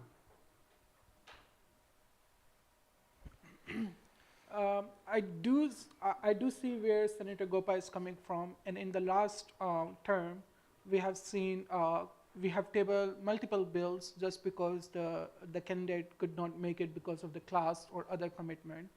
So I think it's important in that sense. But when I see President Martin Hirsch point of view, I think it's also important, especially this is the last session we have, and it's important to have a candidate as a director so that we can share all the password and all this important stuff that is only dedicated to the director, and officially we can assign the responsibility and we can keep the ball rolling. So I do think that we should consider voting in favor because of this is the last meeting, and it's important to keep the stuff going in the summer so that we can work better in the fall as well. So with that, I yield. Senator Gopa. Okay, so I'm gonna say the candidate is obviously very good at his job, was good at his job, and will be good at his job. But I don't think we should start the precedent of actual. Okay, for this time it's fine because we actually know he will do a good job. But for newer members, newer people who are gonna be on stand and we haven't actually met with before, like only the president has appointed them, and they haven't been in the organization before. I do not think we should skip procedure and let them just let the president speak on behalf of them. I think we should let them be here, and I think only for this case, in this case only, because the marketing director was very well qualified in the last session. I think this time we can let it go and let him be put on his role, but I don't think we should do this ever again because it's not a good idea. It doesn't set a good precedent for the future senates, and honestly, we could just let any random on cabinet and we would never know more about them. But just for this case, I think it should be okay, but for future cases, it should not. Moved and seconded to end debate. Are there any objections to doing so? Seeing no objections, I apologize. With that, we'll move into, or excuse me, I apologize. I almost skipped over closing comments with Speaker Momini. I guess that worked out. So just to give some reassurance back to the body, there is no procedure saying that a candidate has to be there. We just like if a candidate is here. There's nothing in the bylaws. Also, if for some reason that there's a statement that we think sounds good and we put our confidence behind our president and then for some reason something bad happens, the other check is that we get rid of them. So I don't think that will be the case at all, but don't be afraid that like just because somebody's not here that we shouldn't allow them. Like this man's getting his wisdom tooth taken out. I'm so sorry for him. But that's it. That's all. Vote how you feel. All right, and so if that UC has been called for, are there any objections to passing this motion by way of unanimous consent? Seeing no objections, congratulations to Chase wherever he is. The motion carries.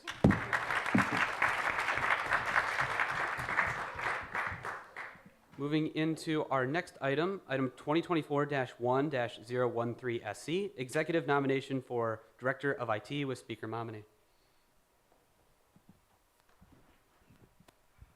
Are you guys started to hear my voice yet? Okay, I'm gonna let him up to the podium to tell him about us. Good evening, everyone. It's an honor to be here with you. I'm Isaac Myers, the nominee for the Director of IT. I heard about this position through the web development community. I'm going to be serving as vice president there this next semester, so I have some leadership opportunities there as well. When I heard about it, I was really excited because the main task I was told about was creating the new website for student government, and I was like so excited because websites are my thing. That's what I love to do, basically. So as soon as I heard about it, I went home and I actually set up a Drupal environment on my computer. And if you're not familiar, we're currently using WordPress for the website, and we're going to be migrating to Drupal. And I was so excited that I wanted to test it on my own. So before I even got to the interview, that was the first thing I did. Besides that, I've been working as a full-stack developer for 2.5 years, and by the time I graduate, I would have accumulated over 3,000 hours doing full-stack development. Much of this job is tasked with leadership roles, such as the last summer, I led a team of 3 interns to fully make a website using Umbraco, which is a CMS similar to Drupal and WordPress. That's about it for me for today, but I'm excited for any questions you may have, to answer any questions you may have for me. With that, the floor is open. I would entertain a quick motion to add Senator Weaver to the roll so he may participate in this conversation. It's been moved several times. Are there any objections to seating Senator Weaver? Seeing no objection, he shall be sat. So with that, the floor is open, starting with Senator Palin.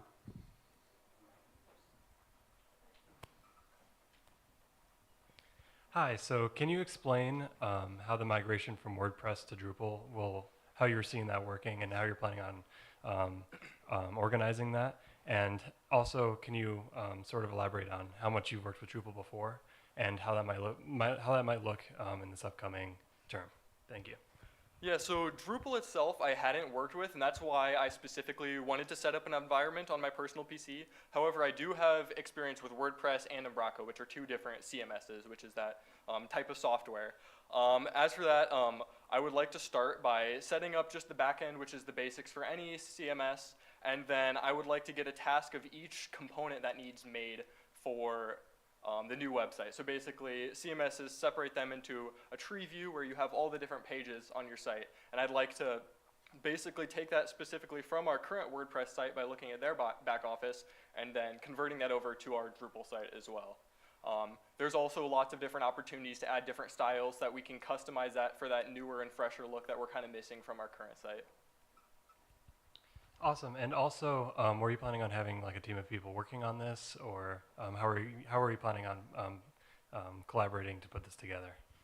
So from what I've heard so far, there was talk of possibly 1 or 2 other people working on it, but as of right now, there's no co-directors assigned, and I don't have specific information on whether or not we're going to have another small group working with me, but I fully believe that I'm fully capable of getting this out on time and even early. Thank you. I yield. Pedasani. Could you go into more detail with your past experiences using WordPress and what was the other one you named? Umbraco. Umbraco. Because I have used WordPress before, and that's the current one we're on. So could you explain how the transition would work if you've never really actually had the experience with the software? Do you mean the transition from a user's point of view, or? From the backend point of view. Okay, so a lot of it is going to have to be done by hand. So like, you know, all the different components that you have in the back office of WordPress. The server is pretty easy to set up. I took some notes when I set mine up on my personal PC, and it took me about 20 minutes, so I would have that going pretty quick. And then besides that, we'd basically just be adding the WordPress content for each page, or the Drupal content for each page that we have in WordPress as well. The back office for it looks incredibly similar to WordPress. It's very, very similar. They both use PHP as well, so all the scripts and stuff would be the same as well. Besides that, it would just be updating styling to basically make it look how we want, and adding any other possible features that we may speak about in Senate meetings in the future and may want. Senator Kwiatkowski. Yes, so you were one of the first people I met in an inauguration as a new senator, and what I remember from that is you were very excited to revamp the student government website, make it really more clear, and you really have the technical know-how of how to do that. So I just want to say I look forward to seeing the student government website revamped and shiny. Thank you. Senator Samantha Jones. I just want to say thank you for being here. You sound very, very educated in this topic, which I am not. I applaud you. However, for the design concept of the web, would you be open to taking people's opinions on how it would look and accessibility options for students? Absolutely. That more than anything else, I would love to hear everyone's like personal opinion on that, because you guys have probably all used that much more than I have. And that's something that's really important, because it's not really a website for me, it's a website for all of you guys and for the students. Thank you so much. I yield. Senator Kameyer.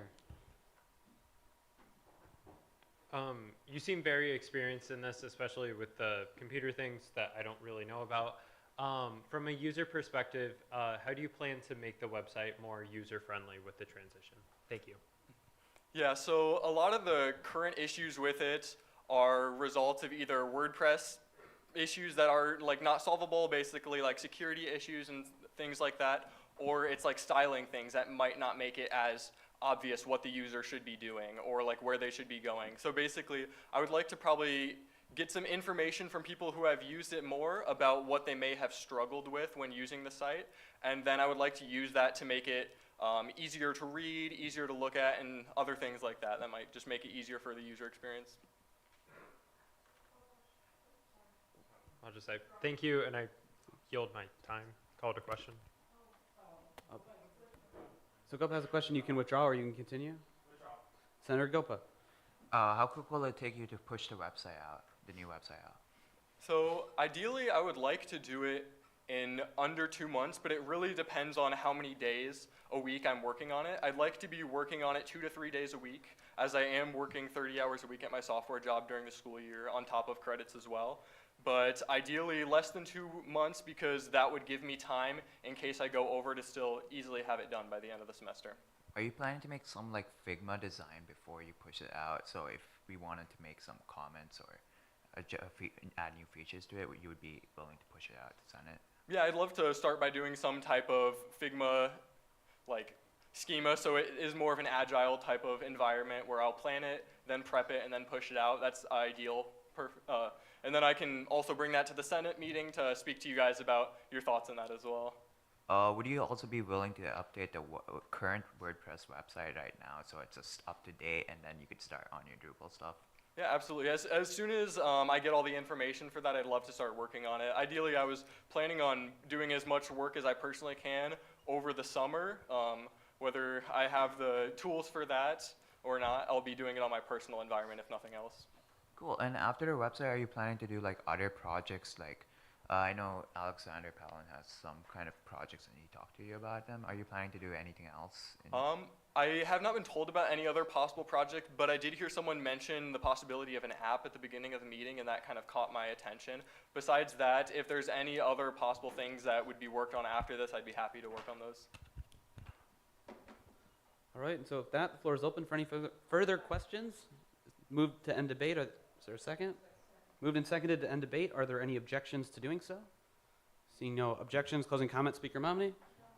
Seeing no closing comments, UC has been called for. Are there any objections to passing this nominee by way of unanimous consent? Seeing none, congratulations, the motion carries. Thank you.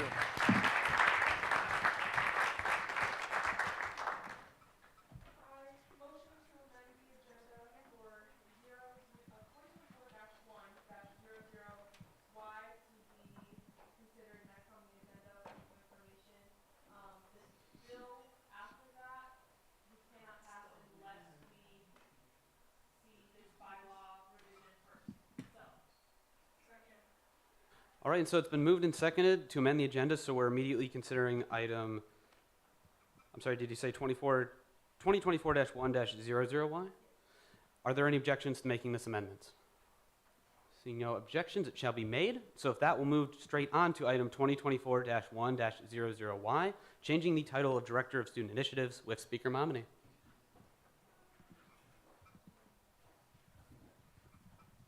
Okay, so this is the first bylaw bill. The bylaws are one of the governing documents for our bodies, especially important to the legislative branch. So please read this, try to understand, and if you do not understand, please don't hesitate to ask questions. This changes our bylaws.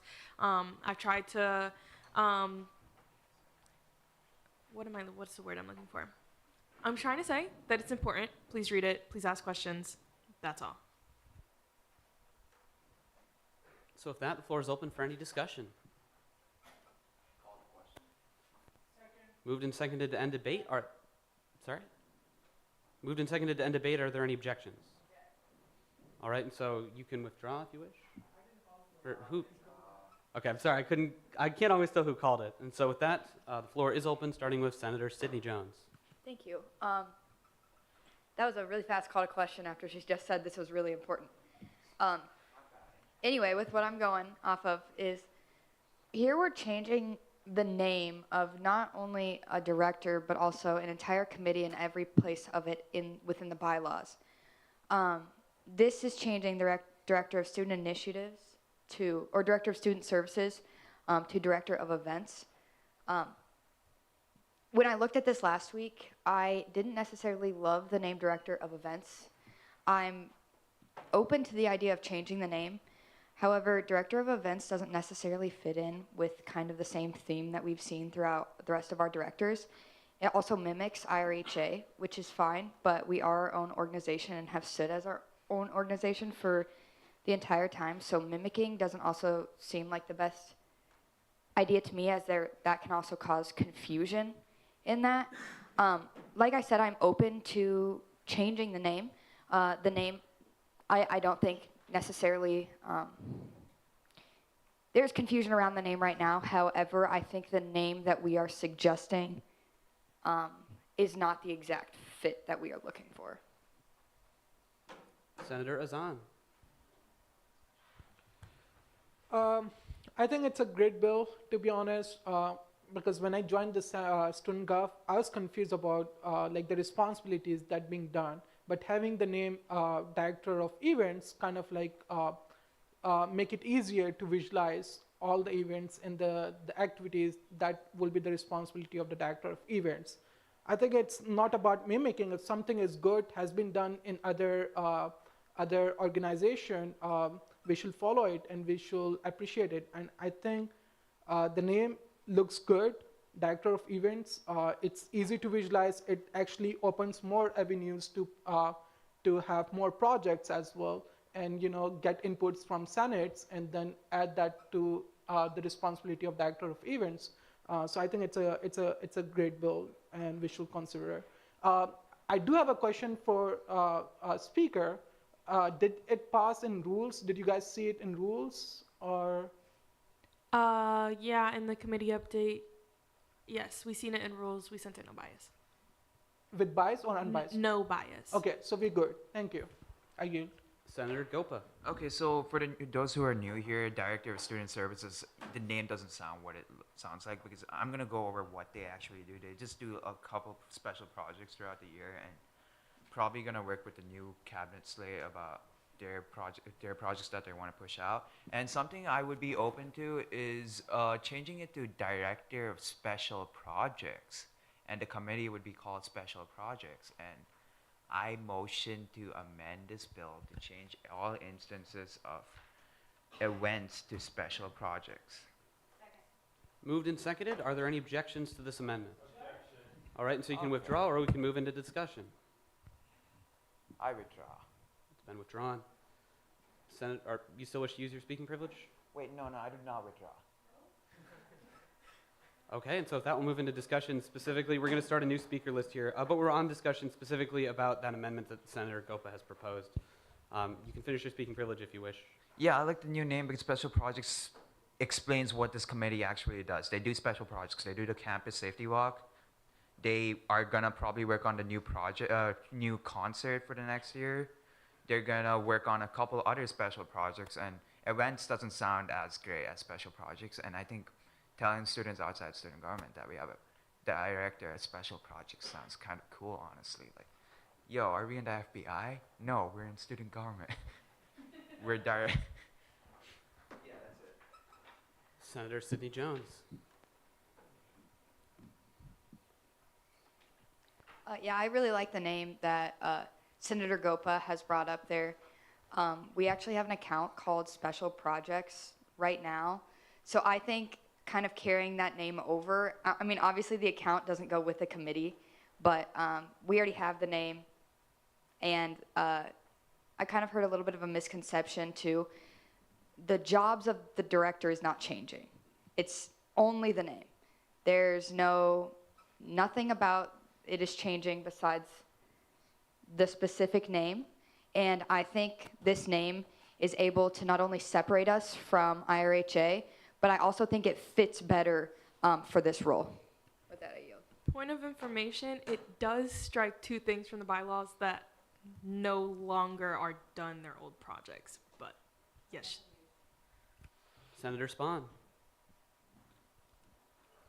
Okay, so I just wanted to say something about I more so support the director of special projects than I do director of events, because I think director of events, it was a little confusing to me the first time I read it, because I didn't necessarily, I figured it meant director of events for all of the student body, but I thought maybe people could get confused and think, oh, these are events for student government members.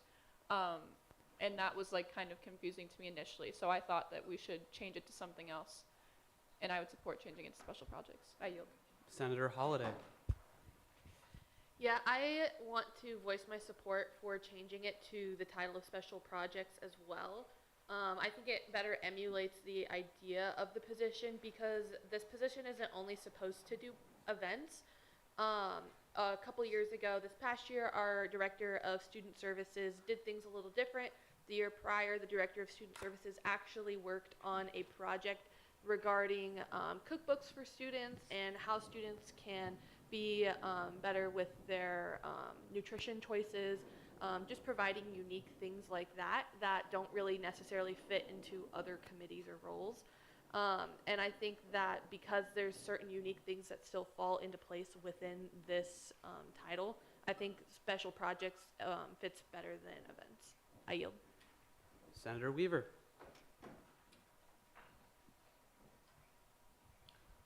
Based upon what I'm hearing, it sounds to me like the campus safety walk as well as the concert, if I'm correct, is more than just a project. It is an event. So I was thinking more so, I think it also could be called special events. I think it is more so than a project. You could do special projects and events and projects, because I do think that the people working on it I think deserve more credit than just like a quote unquote project, because it is a bigger thing than just a project. With that, I yield. Senator Azan. Yeah, I think it's, I'm going to echo here. It depends on the task that we are assigning, or the President Martin is planning to assign to the team. If it's projects or if they are events, what is more about that? So I'm going to yield time to President Martin, or maybe the nominees for this position, clerk, if one of you want to talk about that. Yeah, absolutely. We're doing that free concert for students at Jack Trice. It's one of our main points that we ran on. We've already started those conversations, and we're actively working on it. So that's one. Number two, we have the Big 12 Conference coming to Ames for this next year. Had a meeting today about it. We have to get on that. That also sounds like an event to me, right? The position is going to be outlined by what the president wants it to be. And then we also want to expand our bandwidth as too. That's why I signed an executive order to establish it as a 2-person position, because what we want to do is expand outreach to student groups. We had the Student Government Expo. Quinn did a great job spearheading that, and we think it's important that we continue to do outreach to student organizations. So that to me also sounds like an event. One of the things we've also talked about in chief officers last year, and what I want to continue to talk about for this year, is being able to do a leadership banquet on campus. That way we're able to have more communication with constituency councils and getting leaders together to meet. So for me, it really makes sense for events. Obviously, it's going to be up to the discretion of Senate, and that's your right to pick and choose what you want to name it, but that's where my input's coming from. Thank you. And I do feel like if we're going to have all these events, they are not the projects. So I'm still in favor of having special events or director of events. That is more resonating to the ideas that President Martin has for the team. With that, I yield. Senator Sidney Jones. So it kind of sounds to me right now that we're confusing outreach with special projects. And that's kind of what I'm getting at, is the Student Expo, which I will say not just one person did spearhead. A lot of people's time and effort went into that. And so I do want to just make sure and shout out every single person that put time and effort into that. I know we've had this discussion before, but I want to say it again, as it was just said. A lot of people put time and effort into that. And I think what we're confusing is the difference between what is outreach and what is special projects. And I think that's getting confused with the name events even as of right now. I think we're thinking of outreach as events when those are outreach events rather than the events that this would be doing. The expo and stuff, that's outreach, and that's what it was in the previous year at least. And so I think by naming it special projects, even the confusion that we're seeing from this right here won't be there anymore, because in my opinion right now what we're confusing is outreach and what should be special projects. The events that even we're talking about right now, the expo and all that, are for outreach. And then so I do believe it should be special projects, and I really do support Senator Gopa on this idea. Senator Rolls. I want to bring up a few things.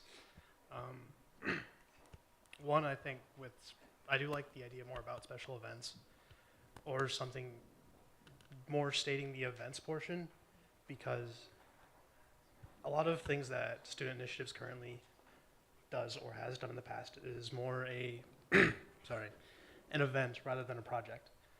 And so like, especially in their future things that they could do, I feel like it more aligns towards an event, but that's just naming sake.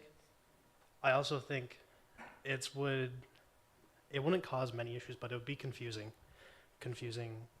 getting between the special projects committee and the special projects account.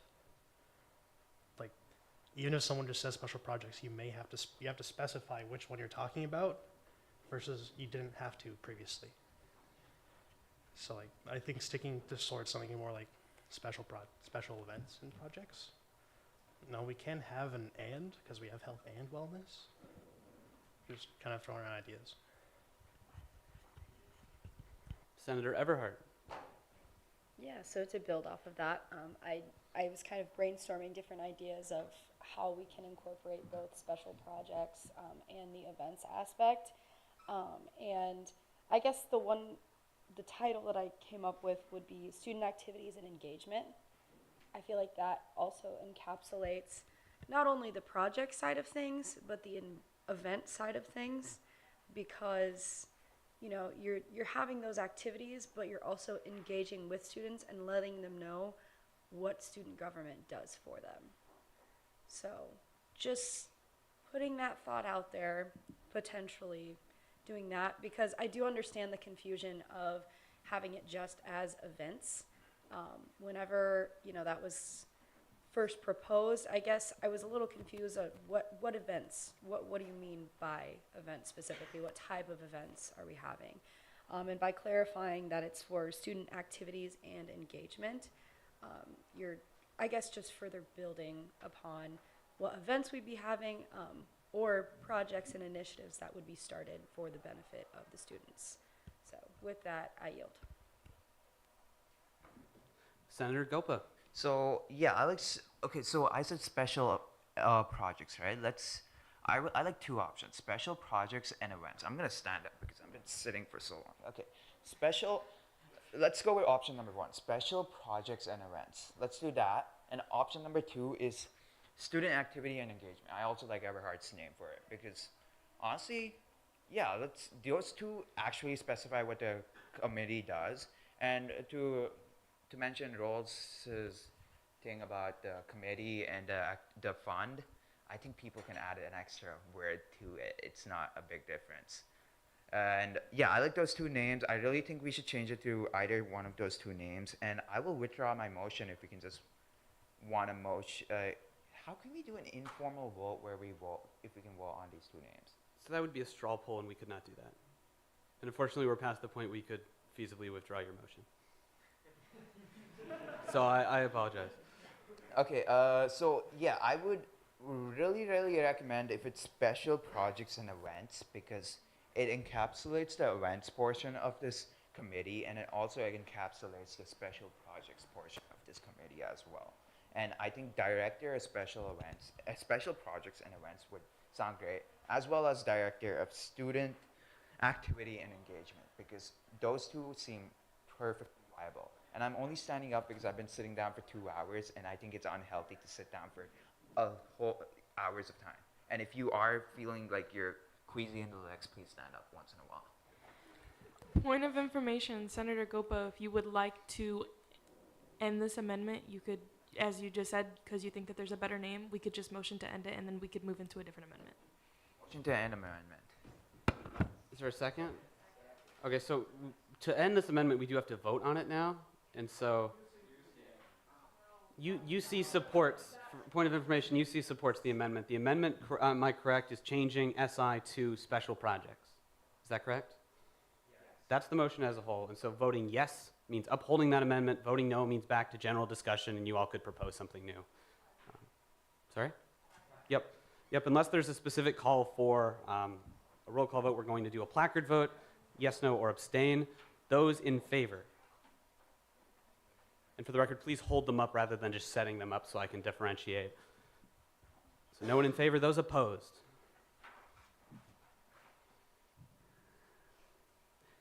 And those abstaining.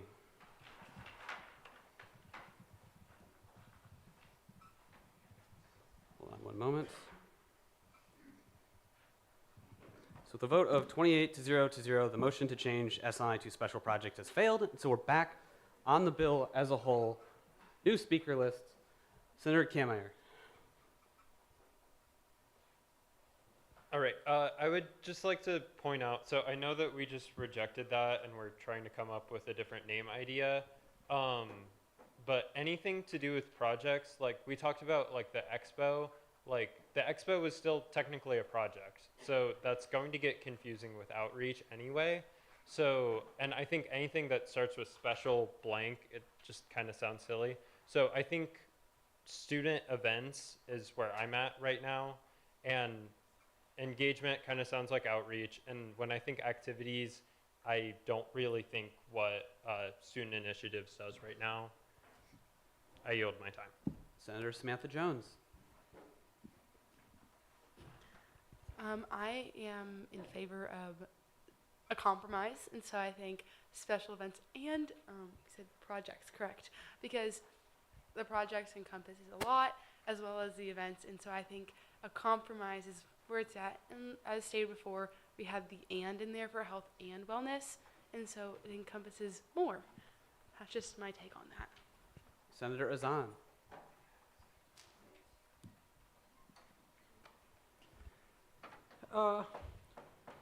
So, after hearing all of this like thought process, I'm still confused on the confusion, like because some of the senators mentioned that there's a confusion about the name, and I'm confused on what's the confusion. The director of events, events, the things that Martin mentioned, to me, like concert is not a project. The other stuff that he mentioned, they are not the projects. So from that perspective, they are the events, but I'm gonna echo with Samantha Jones that if we wanna consider both part, events as well as projects, I'm fine with that too. Director of events and projects, special events and projects. But I'm still confused. Why do we need to add the word projects in it? But whatever the Senate decide on that. I yield. Senator Ticos. Okay, all right. So what I recall from the suggestions that I put into that form was not something like this short. I just don't know like why we're trying to keep it like super short, like keep it into like 1 or 2 words. I feel like it should be like a bit more descriptive. So if I recall it correctly, one of the like options that I came up with was management of extracurriculars for cyclones on campus, and we could just delete that like management part. And when we say extracurriculars, we also imply events, and we also imply activities. What I came up with, why I came up with this was people could also like go with the abbreviation of this whole like name instead of just like using the whole when they're like calling it out. But like with that, I yield. Moved and seconded to recess for 5 minutes. Are there any objections to doing so? Seeing no objections, we will return at 9:03. Everyone stay in your seats. We're going to do a straw poll right now. Okay. Okay, we have 2 names, special projects and events and student activities and engagement. We're going to do a placard wall. Okay, everyone in favor of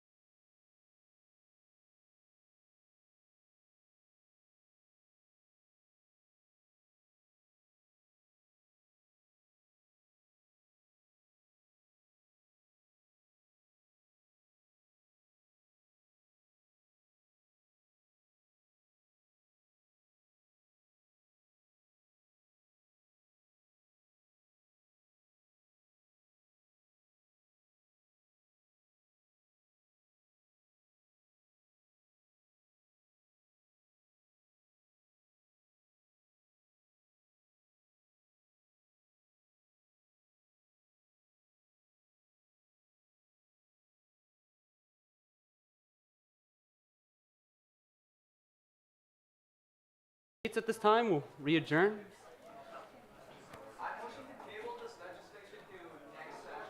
Excuse me. We can all have a seat? Can you It's a repeat your motion. motion? I motion to table this legislation to next session. Object. So it's not been seconded. It requires a second. Moved and seconded. Now it's been objected Object. to. Who objected to that? Senator Zahn, I believe you were the first. Would you wish to state the nature of your objection? Placard vote.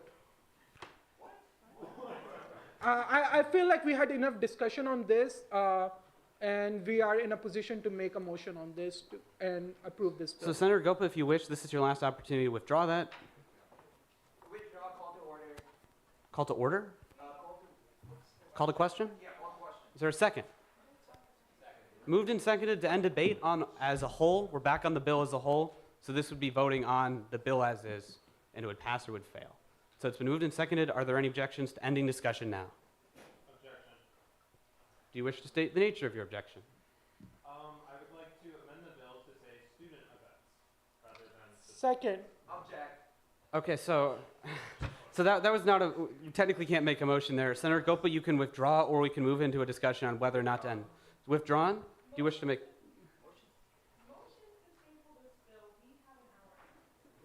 Objection. Withdrawn. All right, that's a record of withdrawn motions there. Thank you.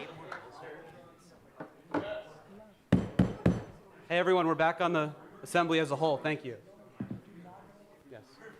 Excuse me, Senator Gopa. Senator Gopa? Thank you. All right, so we're back on the motion as a whole. Please remember when you're speaking to use your microphone. Thank you very much. Motion as a whole, starting with Senator Azan. I think if we add the word student, that doesn't hurt.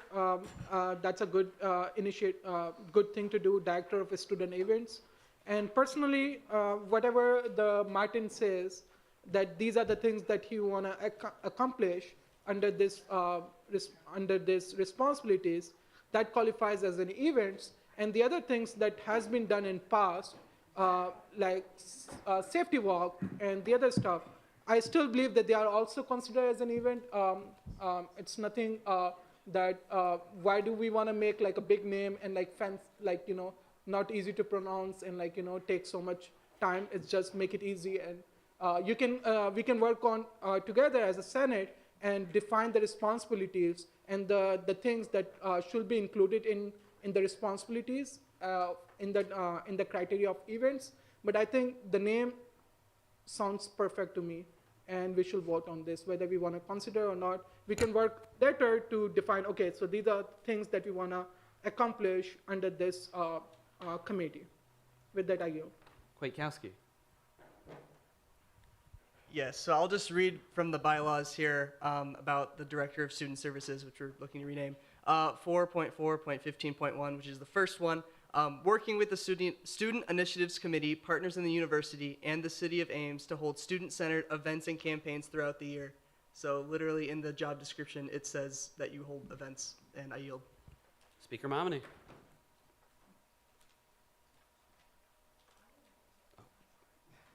Senator Everhart. Hello, everyone. So I guess whenever I proposed student activities and engagement, the reason for that is because further in the bylaws, it also states that one of the jobs is updating the president and vice president on major changes being made within the Division of Student Affairs that affect students and their experience at the university. I guess that was my take on the engagement side of things, but after speaking with a lot of you, I think the discrepancy and the confusion really lies in what type of events or what type of projects. So I guess like another portion of that too is student government encapsulates all things students, but there are external things that we do too, such as the local affairs committee having an ex officio. And I think where that discrepancy lies is really just pinpointing where or what type of events we would be putting on. So with that, I move to amend this bill by inserting. Objection, you can't amend an amendment. We're not on an We're amendment. not on amendment. We're on the motion as a whole. Aren't we, No. aren't we amending, the student events? So here's the thing though, you made that motion in stating your objection to another motion. So yes, Senator Everhart does have the right to make that motion if she chooses. Yeah. It's the same motion of just adding director of student events.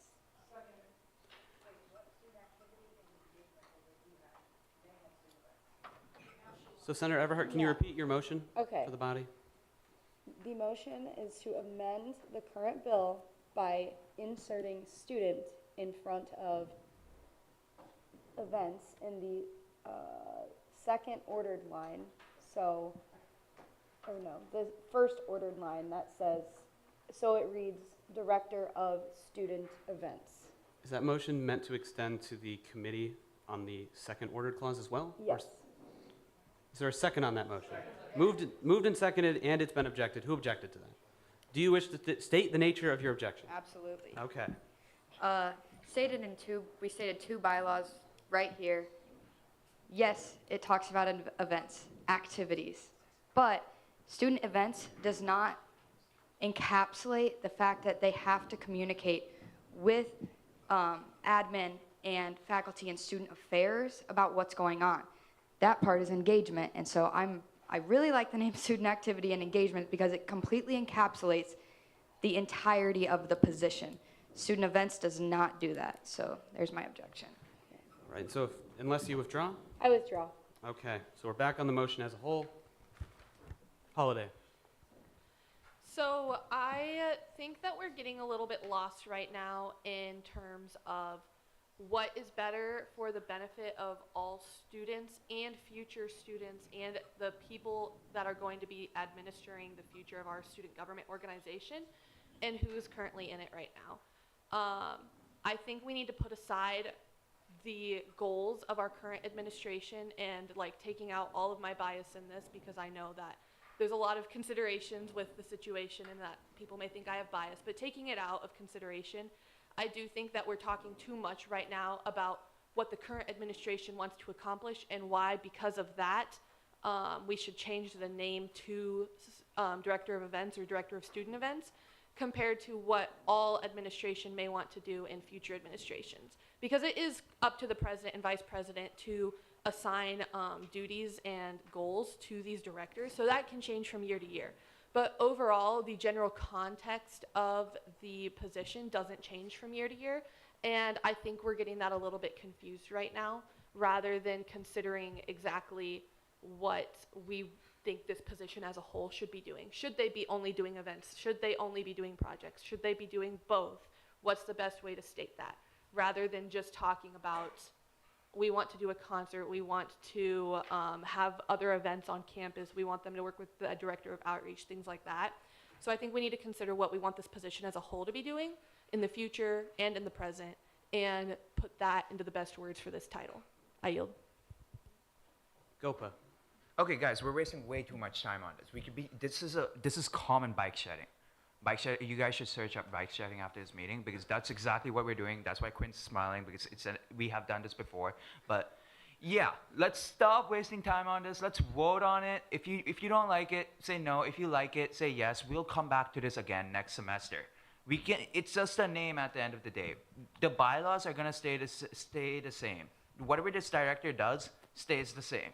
So please, let's end this debate because we're just gonna go on for hours and hours and never come up with an actual solution. This is talk in your communication between senators we can talk about this in our office. We can talk about this over the coming weeks. We can do this next session. Let's please vote on this right now. End this discussion and actually do the 7 other bills on our agenda right now and end this bike shedding for the goodness of the body. Moved and seconded, but objected to end debate. What is the nature of your objection? I have a question. Do you wish to withdraw? No. All right. Is there any sorry? So we're on the motion now to call the question. Do you wish to call the question on that motion and vote on whether we should call the question? Okay, is there any discussion on whether, is there discussion for clarity on whether or not to end debate. Am I allowed to motion to call for a vote? Yes. Okay. Call for a vote on ending discussion. I will explain it in just a moment. It's been moved to end discussion. Is there a second? Second. Okay, so what you're voting on right now is whether or not to vote on the bill as a whole. That is where we've ended up. You're, yeah, and the only way to reopen discussion is to vote down the call to question. Yes. So we're voting on whether or not voting yes means we're voting on the bill as a whole. Voting no means we're going back to discussion. Is that clear? Let's do this as a placard vote. So voting yes, all those in favor of voting on the motion as a whole. Please keep them high. Thank you.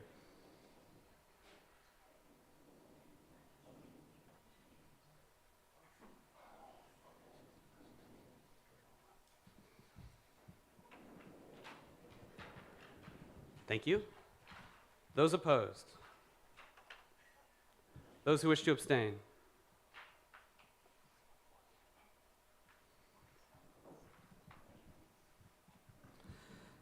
Okay, and so with a vote of 24 to 1 to 0, the motion carries, so we'll now be voting on the bill as a whole.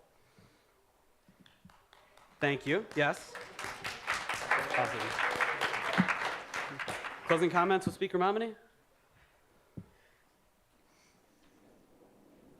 Thank you guys for the debate. I'm glad that you guys took me seriously when I said to ask a lot of questions. And with that, that's all I got. All right, and so with that, we'll move into a vote.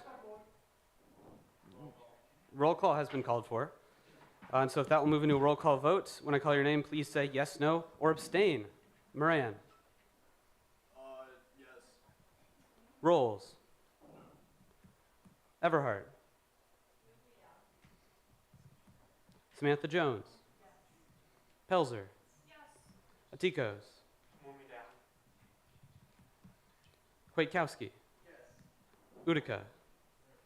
Palin. Moisango. Oh, I apologize. He left and we forgot to take him off the roll. Nievenhoven.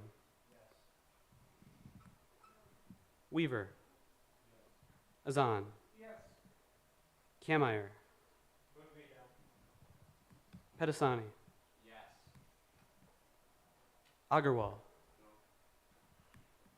Verriger. I believe Eisman left as well. Gopa. No. Schneider. Momini. Patel. Rollinger. Tisla. Oh, excuse me, absent. Spahn. Holiday. Sidney Jones. Pursley. Hunter Schneider. One moment while we, oh, excuse me. Let me go back up to Everhart.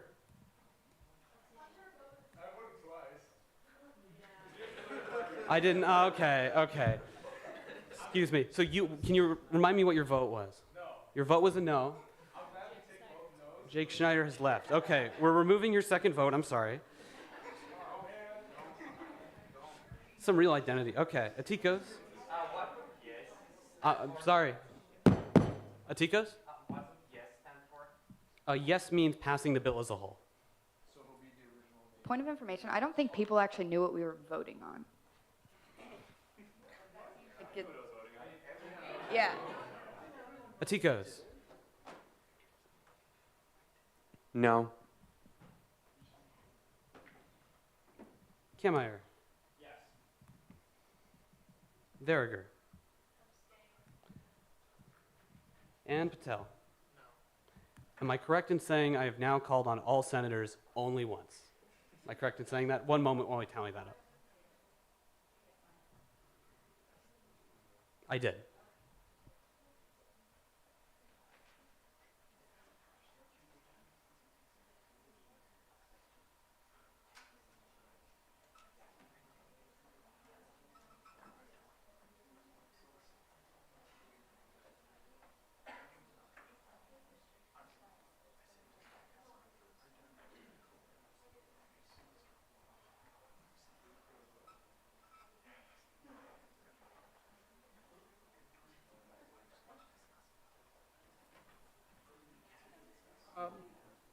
Can I?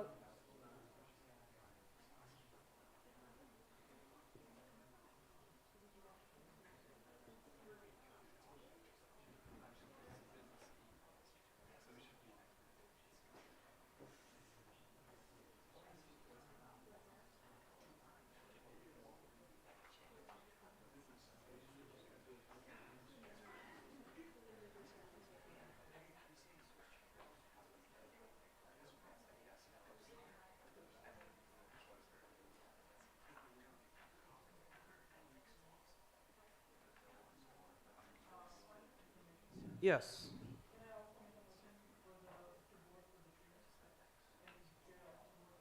Chair can vote in the event of a tie, so we have not reached that point. And so with a vote of 11 to 10 to 4, the motion fails.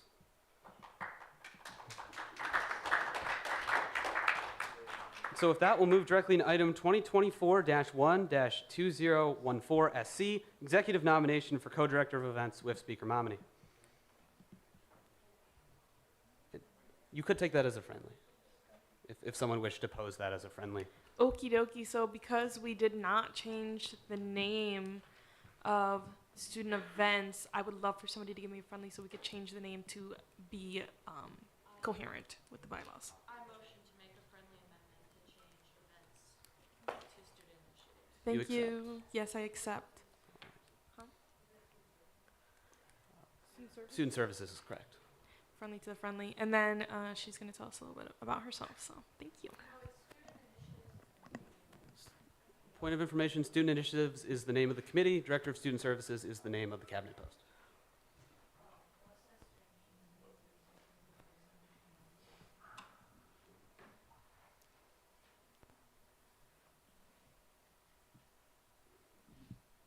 So yes, I'm sorry, this time is yours. Okay, just wanted to make sure. Okay, hi everyone. Did not know that this was going to be so controversial, but my name is Monet Butler. I'm a sophomore in political science with a minor in entomology, and I am up for the co-director of student initiatives as of right now. I've been working as a clerk here in Senate, so you might have seen me, since January. I have really, really, really enjoyed my time here and want to continue to serve and dedicate more time as I have more time freeing up next semester. I'm heavily involved on campus. I do a lot of different research and leadership experiences, including my freshman year being president of first year council, and then this year serving as a peer advisor on that. So I have experienced both leading and also delegating and showing other people how to lead and how to continue working on what I have done in the past. I've also run events within FYC, such as Jingle Jog, which is a 5K, and Volleyball, which is a giant volleyball competition, both of which are done to fund our Andy Albright Scholarship. This position is definitely going to be a demanding one, but I'm certainly not one to back down from a challenge. I am very heavily involved. I really enjoy being pushed and challenged, and I really enjoy school, so I want to make that an enjoyable experience for everyone. My co-director mentioned this, but we're really looking to have efficient initiatives, events of situations to not only be efficient but also fun and draw people in. We'd be working really closely with PR and outreach, and we're both very collaborative and looking forward to it. I welcome any questions. Floor is open, starting with Senator Nievenhoven.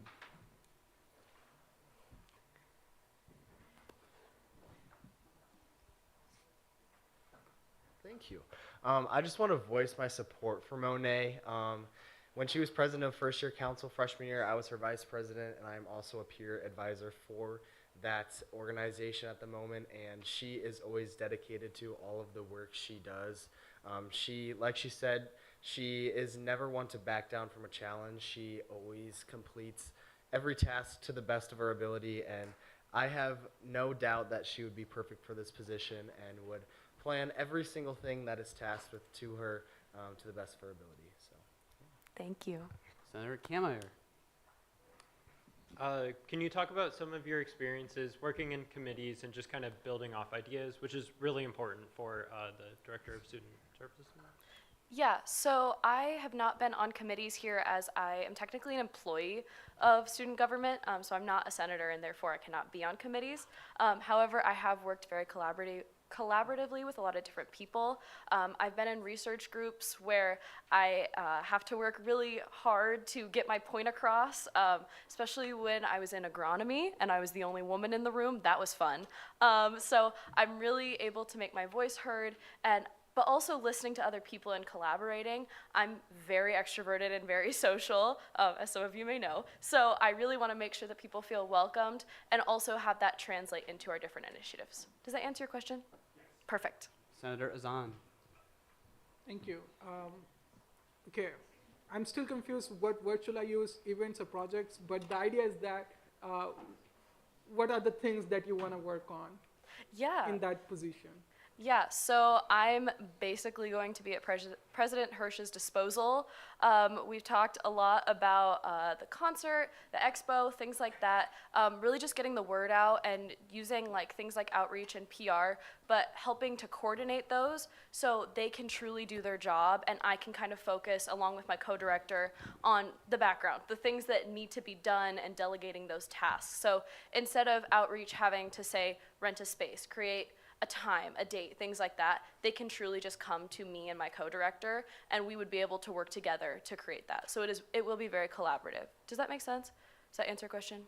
It does make sense a little bit, but my question was about a specific, like, do you have any, ideas or anything that you are super excited about, like working, Yeah, as a director? I'm really excited about the Big 12 conference. I've gone to a lot of different leadership conferences, but never actually had the opportunity to plan them. So I'm really excited for the challenge as well as my co-director having experience with that. I'm really excited to learn from her and grow with that. That's definitely something I'm very excited about. Awesome. Do you know the things that has been done in past by the same director, like projects, events? Are you planning to do the same thing because it's required by bylaws about certain things? We actually passed a resolution, especially in a bill, I guess, last term, making campus safety walk as a responsibility of this director. So are you willing to work on all these things that are supposed to be done? Absolutely, yeah. I'm very type A and definitely a rule follower. So I want to make sure that those things are fulfilled as well as going above and beyond and doing new initiatives. Awesome, I yield. Rollinger. I'll just keep it short and sweet. I want to voice my full support for Monet. I've seen her in leadership settings, and she has a lot of leadership qualities and great drive. And with that, I call to question. Moved and seconded to end debate. Are there any objections to doing so? Seeing no objections, closing comments, Speaker Momini.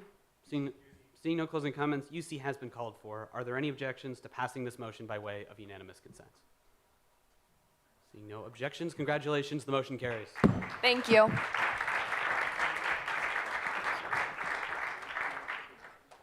All right, so with that, moving on to item 2024-1-015SC, executive nomination for co-directors of sustainability with Speaker Momini. Okay, so this is very similar to the last bill that we just had. I spoke to these ladies at inauguration. I think they're going to be wonderful, and you're going to hear a little bit about them. Make sure to ask questions.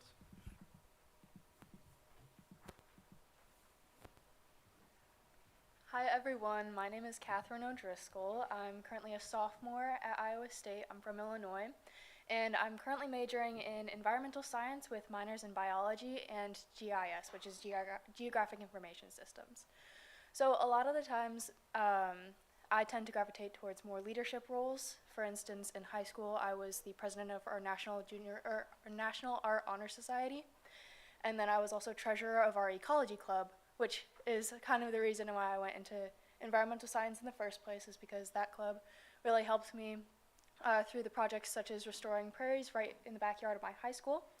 And then currently I serve as an at-large for the Sustainability Committee, and Abby and I have both done what I'm a lot of projects that I'm very proud of. And by us being co-directors, we feel like we can really improve upon what we've built and continue the great work that we've done this year. For instance, Abby's going to talk a little bit about our more social aspect of wanting to improve the committee, but I'll talk about some of the recycling aspects, because recycling is such a big deal. It's such a big part of sustainability, and so one of our ideas is to get more of the sororities and fraternities involved with recycling. so working with people on that. As well as Steve Coates, we worked alongside with him this semester with tech recycling, which was a subcommittee that I was on. And he's very knowledgeable. He's the guy with the suit with the little recycling logos. Really cool, really nice guy.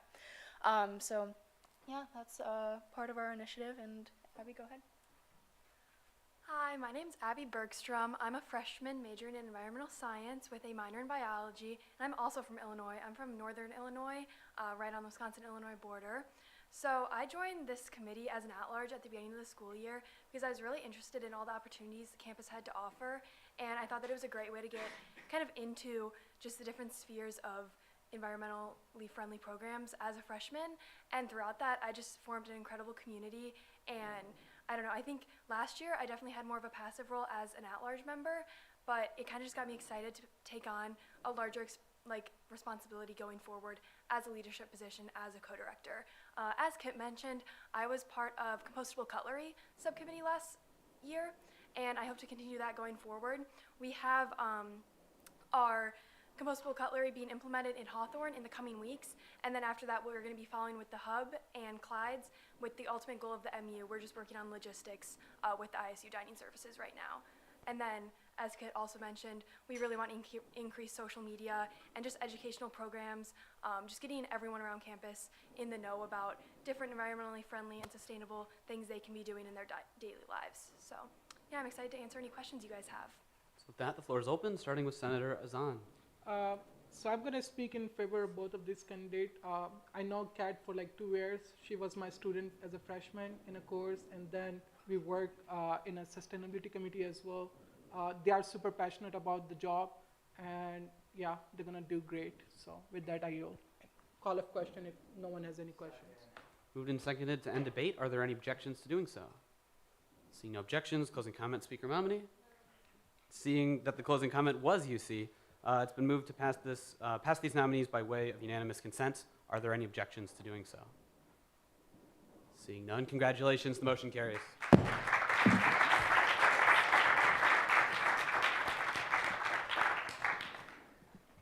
Next, we will see item 2024-1-016SC, executive nomination for the SciRide Board of Trustees with Speaker Momini.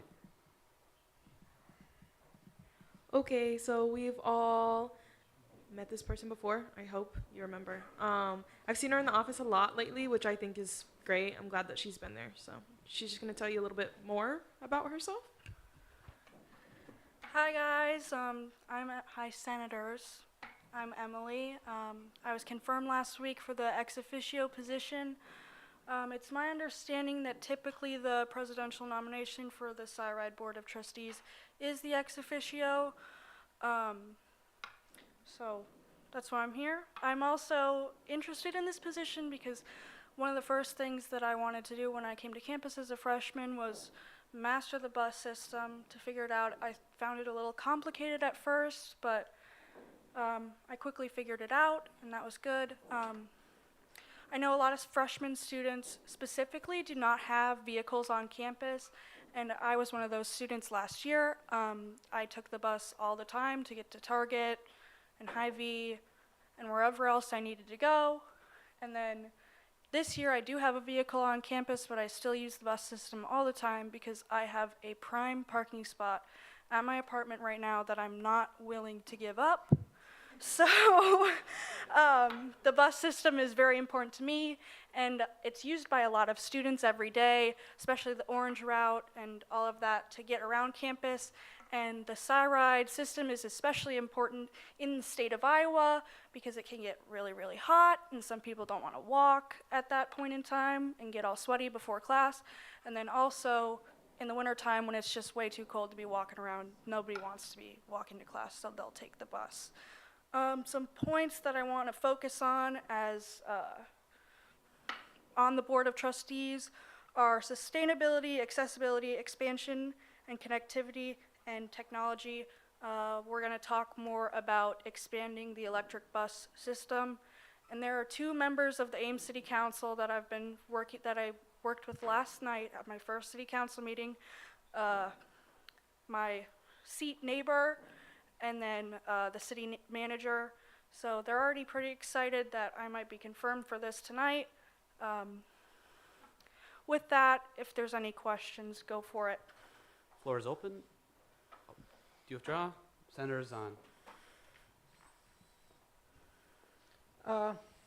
So my question will be, are you planning to expand the bus stops, talk about in the meetings to expand the side bus stop, even expanding it further to the areas where they can, as far as my knowledge is, I'm not sure 100% on that, but there are buses that actually goes from Ames to downtown, downtown West Des Moines or any other places. But there's trouble in connecting Cyrite to that spot. So are you willing to talk about expanding the Cyrite bus stops, or that's something that is out of, I don't know. So just to clarify, you're talking about expanding The outside of the city of Ames and to West Des Moines No, area? not or to the West Des Moines, but to connect these spots where the service can actually connect you to Des Moines as well, or other places like. The Cyrite system is only for Ames. Yeah, so I'm not talking about expanding it outside of Ames. I'm talking about making more stops to those areas where necessary, so that students don't have to walk all the way. Like, yeah, the bus stop is bus stop basically. I believe you called Jermaine on that, correct? I just wanted to say that I do rule that in order. Go ahead. Oh, okay. I definitely would be interested in hearing more about that. I haven't been able to sit on the Board of Trustees yet, but I can, and our next meeting isn't for a little while, but I would love to talk to my fellow city council people who are on the Board of Trustees about expanding those, and I'd love to hear more from you about that idea, just so I can work more with all of you guys about expanding Cyride and making it the best Cyride possible for all students.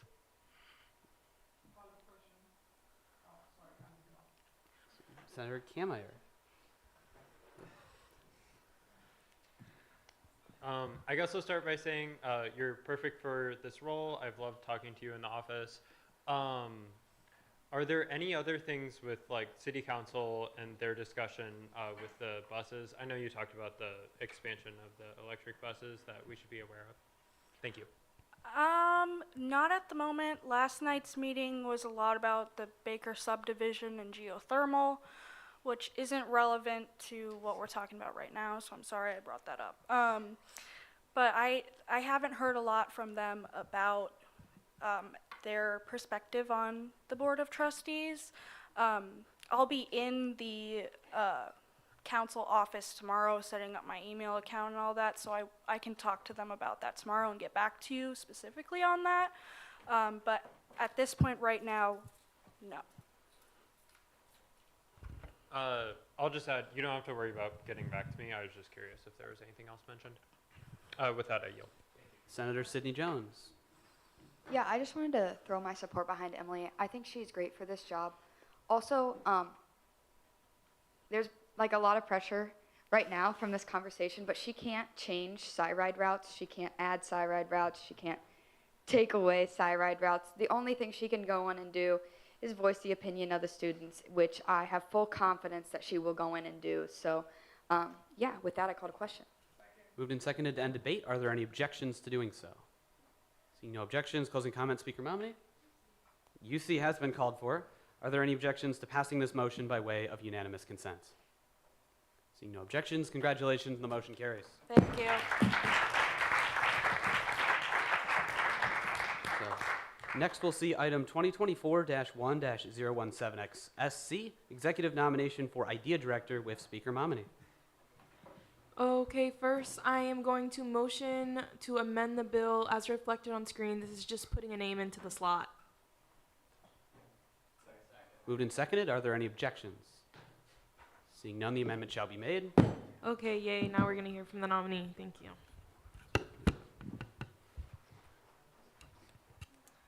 Thank you. So I don't think anybody here really knows me, so introducing myself, I'm Arini Panja.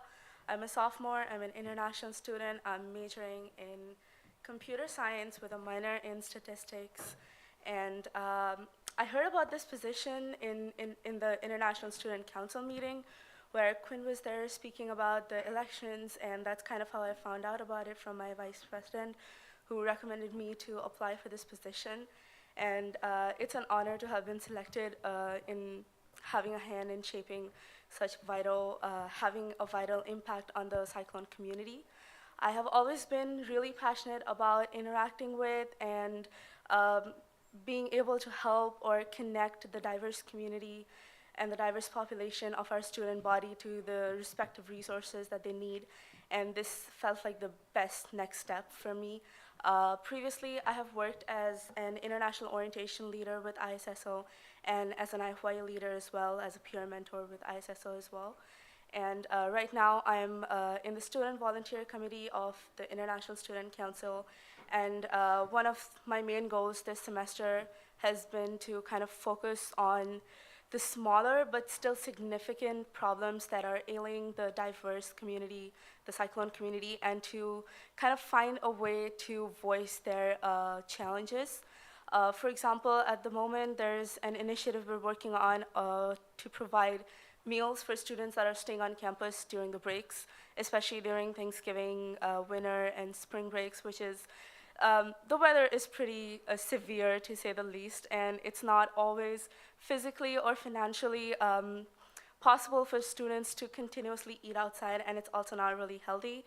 And so we've been working on an initiative with dining and IRHA to make that possible, to have that available to students. That's just one of the things I'm working on at the moment, and I would love to continue working collaboratively with the other senators of the student government. I would love to answer any questions you guys have. Floor is open, starting with Speaker Momini. Yeah. So I think it sounds like you have some pretty good ideas of what you want to do. Yeah. It sounds like you have a lot of other areas that you're involved in. Do you think that you'll have the time to do the things associated with the role? So the positions that I mentioned, the IFI leader position, I did that during my freshman year. I'm not doing that anymore, and the international orientation leader position is only for the beginning of the semester, before the semester begins, to be more precise. So that will not be interfering with my role here. And other than that, for the next semester, I'm only involved in International Student Council. And the reason that I stuck with that and not anything else that I'm currently involved in is because I feel like that kind of aligns with the role I have here. And it really definitely aligns with my passions as well for my vision of what I can do for the Cyclone community here. And yeah, I will be continuing with them as well as with the student government, but I promise you there will be no conflicts. Awesome. Thank you so much. I yield. Yep. Senator Azan. Did you get a chance to talk with previous IDEA director Raj to get to know like the projects that he has done, and are you willing to continue on that legacy? No, I have not had a chance to talk to him yet, but I would love to do that. And I've been looking for an opportunity to talk to him. I wasn't sure if I could this semester because in my knowledge, I was supposed to start next semester. But yeah, I would love to start working on that as soon as possible. And definitely, I would want to continue all the great work that he's done and improve upon it and definitely learn more from him. Yep. Is there a second? Moved and seconded to end debate. Are there any objections to doing so? Seeing no objections, closing comment, Speaker Momini. UC has been called for. Are there any objections to passing this motion by way of unanimous consent? Seeing none, congratulations, the motion carries. Thank you.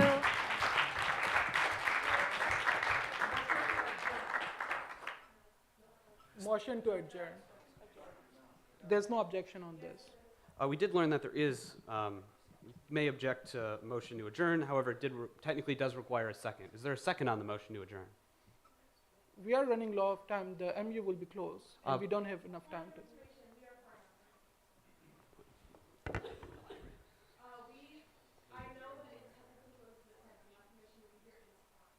Okay, I withdraw. All right.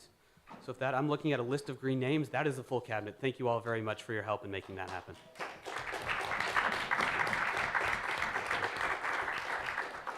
All right, and so that will move into.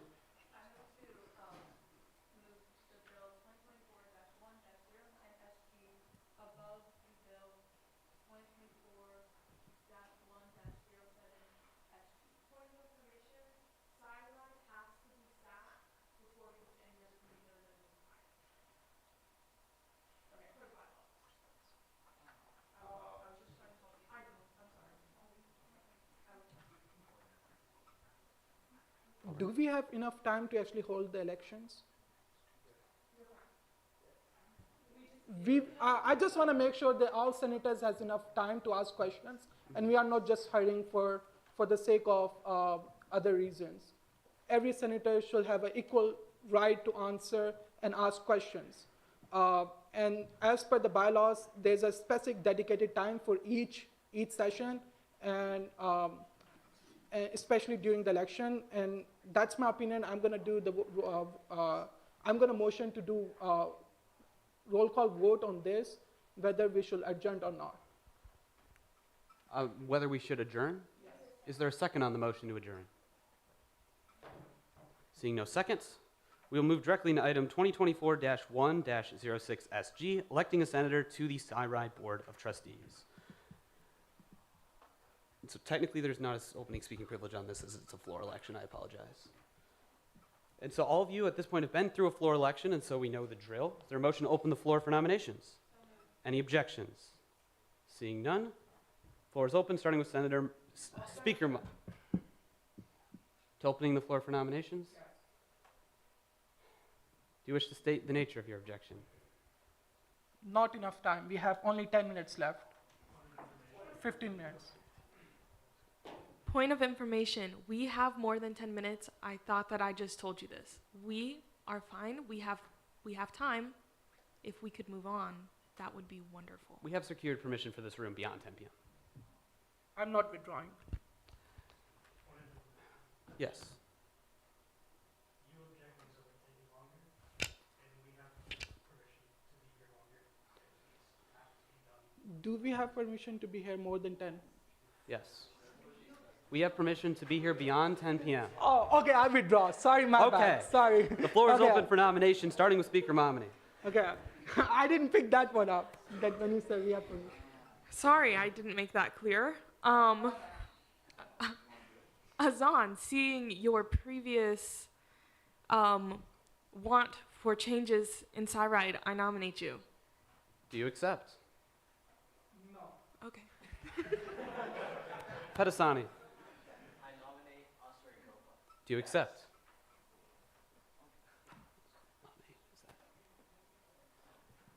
So with that, are there Gopa? I nominate Senator Pedasani and Senator Manel. Do you both accept? I accept.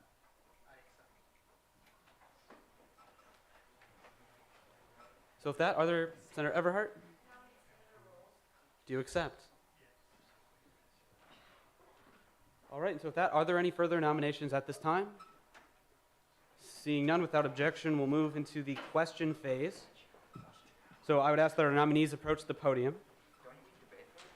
So just to reiterate, you'll have a 5-minute opening statement. I'll tap my gavel when you have, let's say, 30 seconds remaining in that 5 minutes. So you all have an opening speaking privilege in the order in which you were nominated. So we'll start with Senator Gopa. Hi, my name's Ashay Gopa. I'm the off-campus senator, and I've been in my major.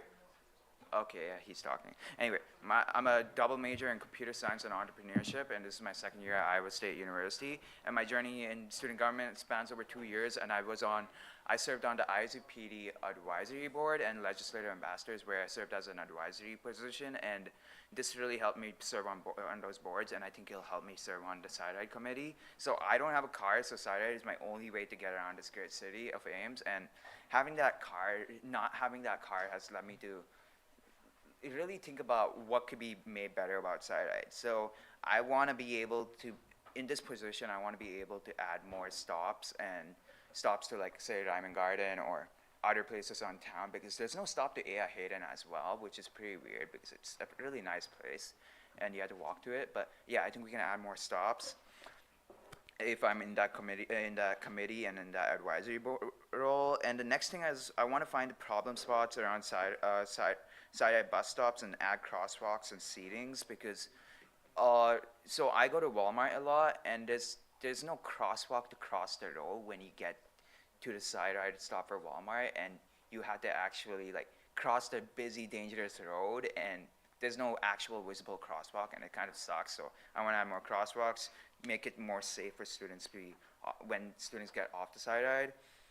And so I want to also figure out ways to make the side ride app more efficient. When I initially used it, it was really buggy, and I switched over to Ames Ride, which is an app made by a student, and I want to work with that student to actually integrate his system into side ride's app, which is pretty cool because it would give a student an opportunity to put their software into a governmental app and also improve the app itself. And I just want to work with the state relations group and try to bring in more funding for side ride and get more buses and work on and more routes, as Ames is a huge city, and most of it isn't even covered by side ride. And I also want to work on initial efforts of starting social media accounts to showcase everything side ride has to offer, and my experience on several advisory boards and advocating for students will help me be an efficient board member for this role. As stated, please ignore that. So the floor is yours. Attention Memorial Union guests, the Memorial Union will be closing in 10 minutes. Good evening, everyone. My name is Hamath, and I'm a freshman majoring in computer engineering with minors in statistics and physics. I'm running to be elected for one of the senators for SciRide Board of Trustees. I'm someone who uses the SciRide services daily, trying to get to classes, trying to go on my weekend Walmart/Target trips, and also trying to explore the wonders of Ames, especially downtown Ames. And the three main points I'm trying to run on are technology, accessibility, and sustainability. Regarding sustainability, I plan to work on the ongoing expansion of the electric and hybrid bus fleets and invest efforts into alternative energy practices and infrastructure to reduce SciRide's environmental impacts. I also want to embrace modern technology to enhance SciRide's efficiencies and riders' user-friendliness experience. Especially for the user-friendliness for SciRide riders, I would like to work with the creator of the Ames MyRide app, or I can't remember the name off the top of my head, but to work with that and implement it into the MyState app, as the current MyState SciRide program is very buggy, sometimes does not even give you the bus routes at all, or gives you the times at that are very offset, causing you to miss the bus, causing you to go late to class, missing the last bus to go to Walmart for your late night grocery run or anything of the sorts. And I also plan on trying to increase public transit accessibility to the community, including for those with disabilities, especially with those with disabilities have a difficult time accessing SciRides, with one or two people only being able to ride at a single SciRide at a time. So trying to figure out some sort of way where people with disabilities having more access to it, rather than having to limit how many people can be on that bus if they have a disability. And then I would also want to expand the coverage of possible, by creating new bus routes, trying to expand possible coverage of all of Ames rather than just certain key areas, because not everyone lives or wants to go to those certain areas. There are other places, and you either have to walk or you either have to get an Uber that is very expensive. So I would those are my key points I would like to focus on, and thank you very much.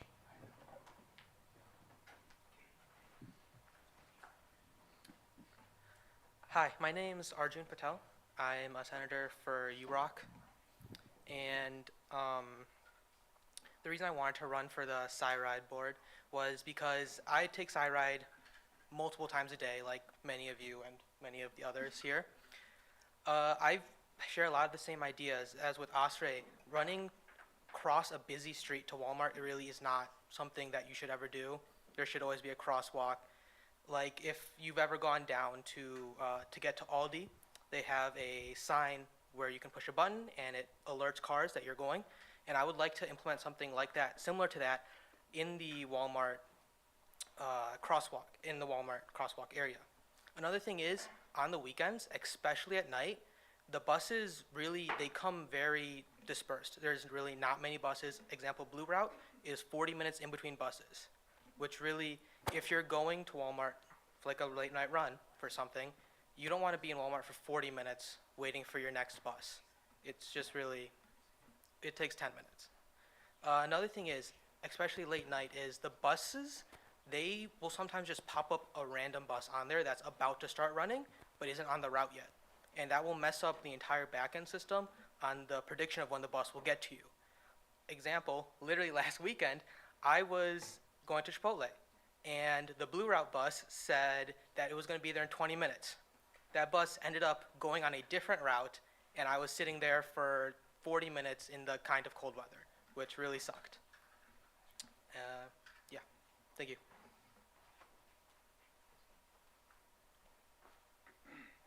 All right. Hello, guys. My name is Eric Rolls. I'm a sophomore in industrial design, and I guess I don't really need to do more introduction because who cares? Okay, sorry.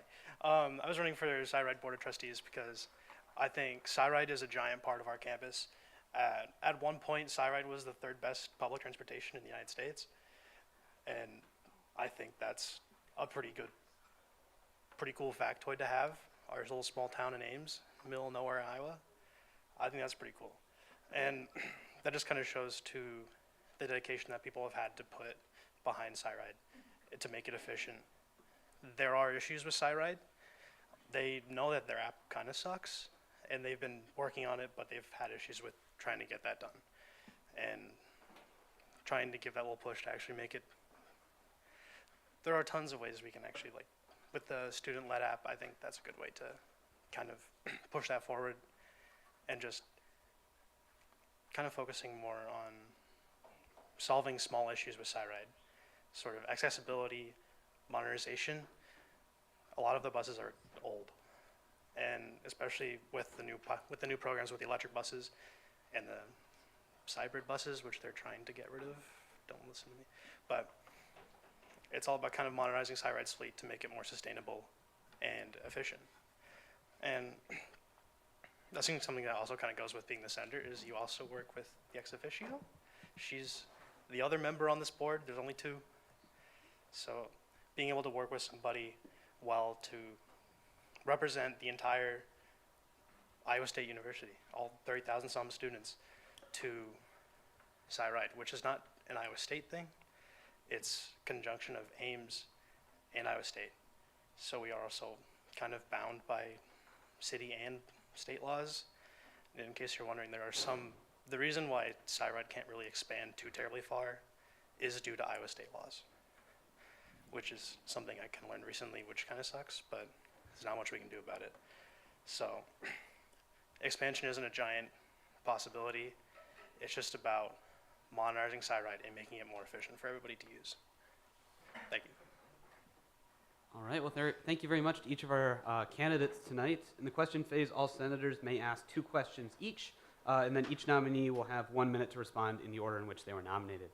So with that, the floor is open for questions, starting with Senator Azan. Yeah, first of all, I'm going to say I didn't mean to be rude with you when you nominated me. The only reason that I didn't accept this nomination is because I cannot relate. I have a car, so I think it's someone who used that service will be the best person to run for. So my question will be to all the candidates, because I did bring about this concern about expanding and having more stops. And I think one of the senators did germane, and another comment was we cannot expand, we cannot do any of these things. So are you willing to have these tough discussions in the meeting to make sure can we do something about it to expand it and have more options for students to use in terms of having more stops within the aims? That's a great question, Senator Azan. So, yeah, as I mentioned before, I was an advocate, I was a legislator ambassador, so I advocated for students. So I'm very outspoken, I'm very communicative. At the end of the day, I will stick up for students and I will fight for you. I will voice my concerns and I will make sure that it actually gets done. And also, since I worked as a legislator ambassador and want to come back again this year, I'll work with state relations and get this done. And try to get more funding for SciRide, because we can even get more funding for SafeRide, because this is SciRide Board of Trustees, right? They're for all transportation. So I think SafeRide also comes under this. And I will work with work with the new Director of Governmental Affairs to get this done. And as everyone knows here, I'm very outspoken, and at the end of the day, it's someone who can stick up for you guys at these meetings.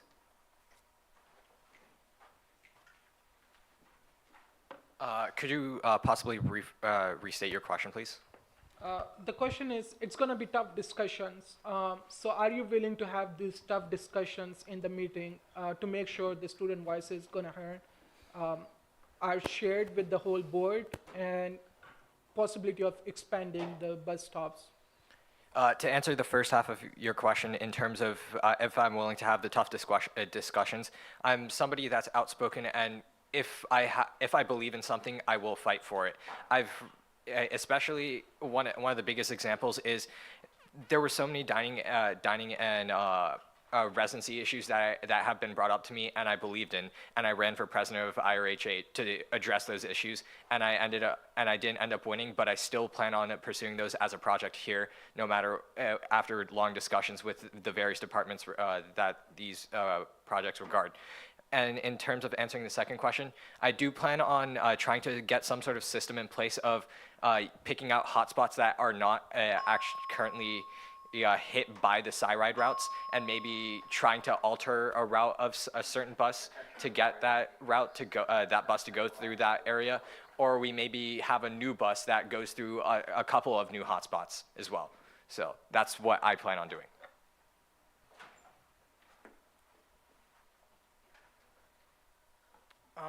So just to make sure, your first question is just asking am I able to have like the conversations with the rest of the people on the SciRide board? Yeah, I believe I will be able to. Can't really think of any example on the spot right now of me doing it, but I am able to speak well, especially when I've met a person. I can talk to them about an issue, and I can take away my personal bias and any bias I might have towards them and focus purely on the issue at hand. And for the new bus stops, adding new bus stops, I think the solution previously with finding hotspots and then adding the buses to them is an amazing solution, and that's a good way to go.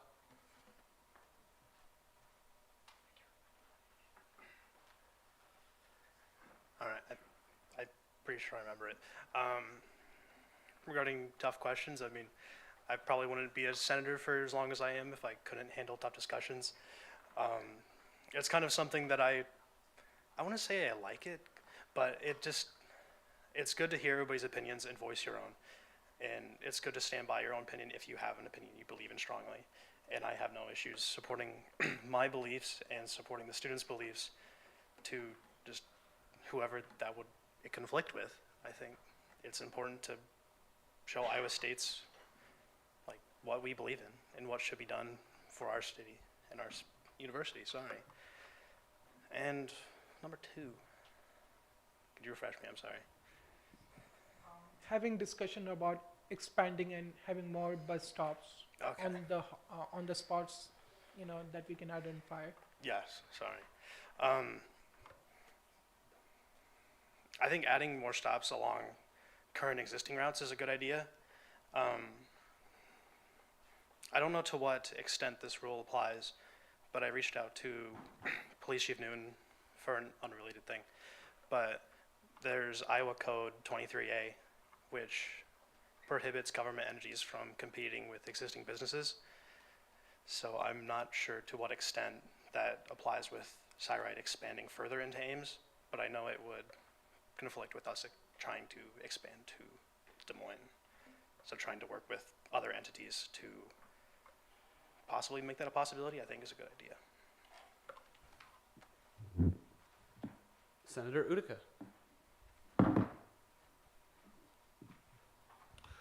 Okay, my question is, as an international student and also as a grad student, I'm kind of stuck in Ames, probably during the summer breaks and this thing because I don't really have anywhere to go.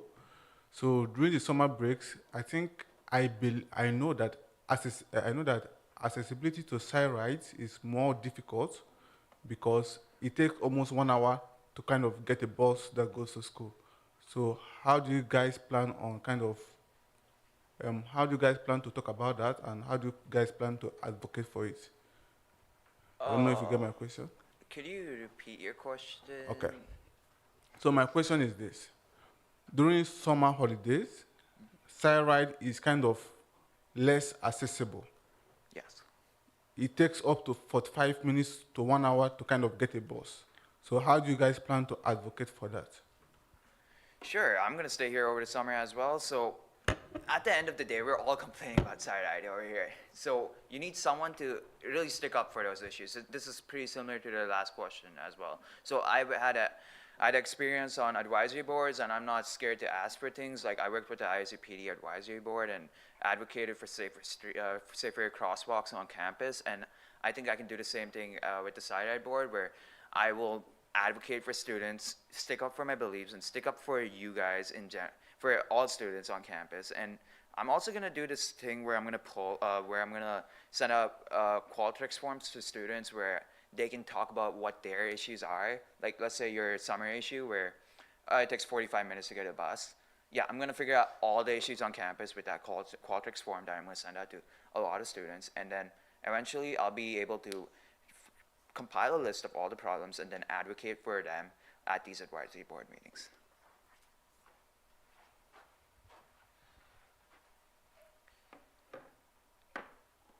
To answer your question about how I would advocate for trying to get more accessibility for bus routes during the holidays, like let's say summer, winter, and all of that, it would come down to trying to figure out where the certain hotspots are, because it won't be feasible in terms of running all the buses that they usually do during the school year, correct? So I would probably try and advocate for an improvement in maybe having one route that runs every 20 to 30 minutes or so, but there would have to be furthermore research and trying to gather much more information on that to see if there are a significant amount of students that are being affected by that issue. But I would also plan on trying to implement something similar to how Department of Dining implemented a feedback form. So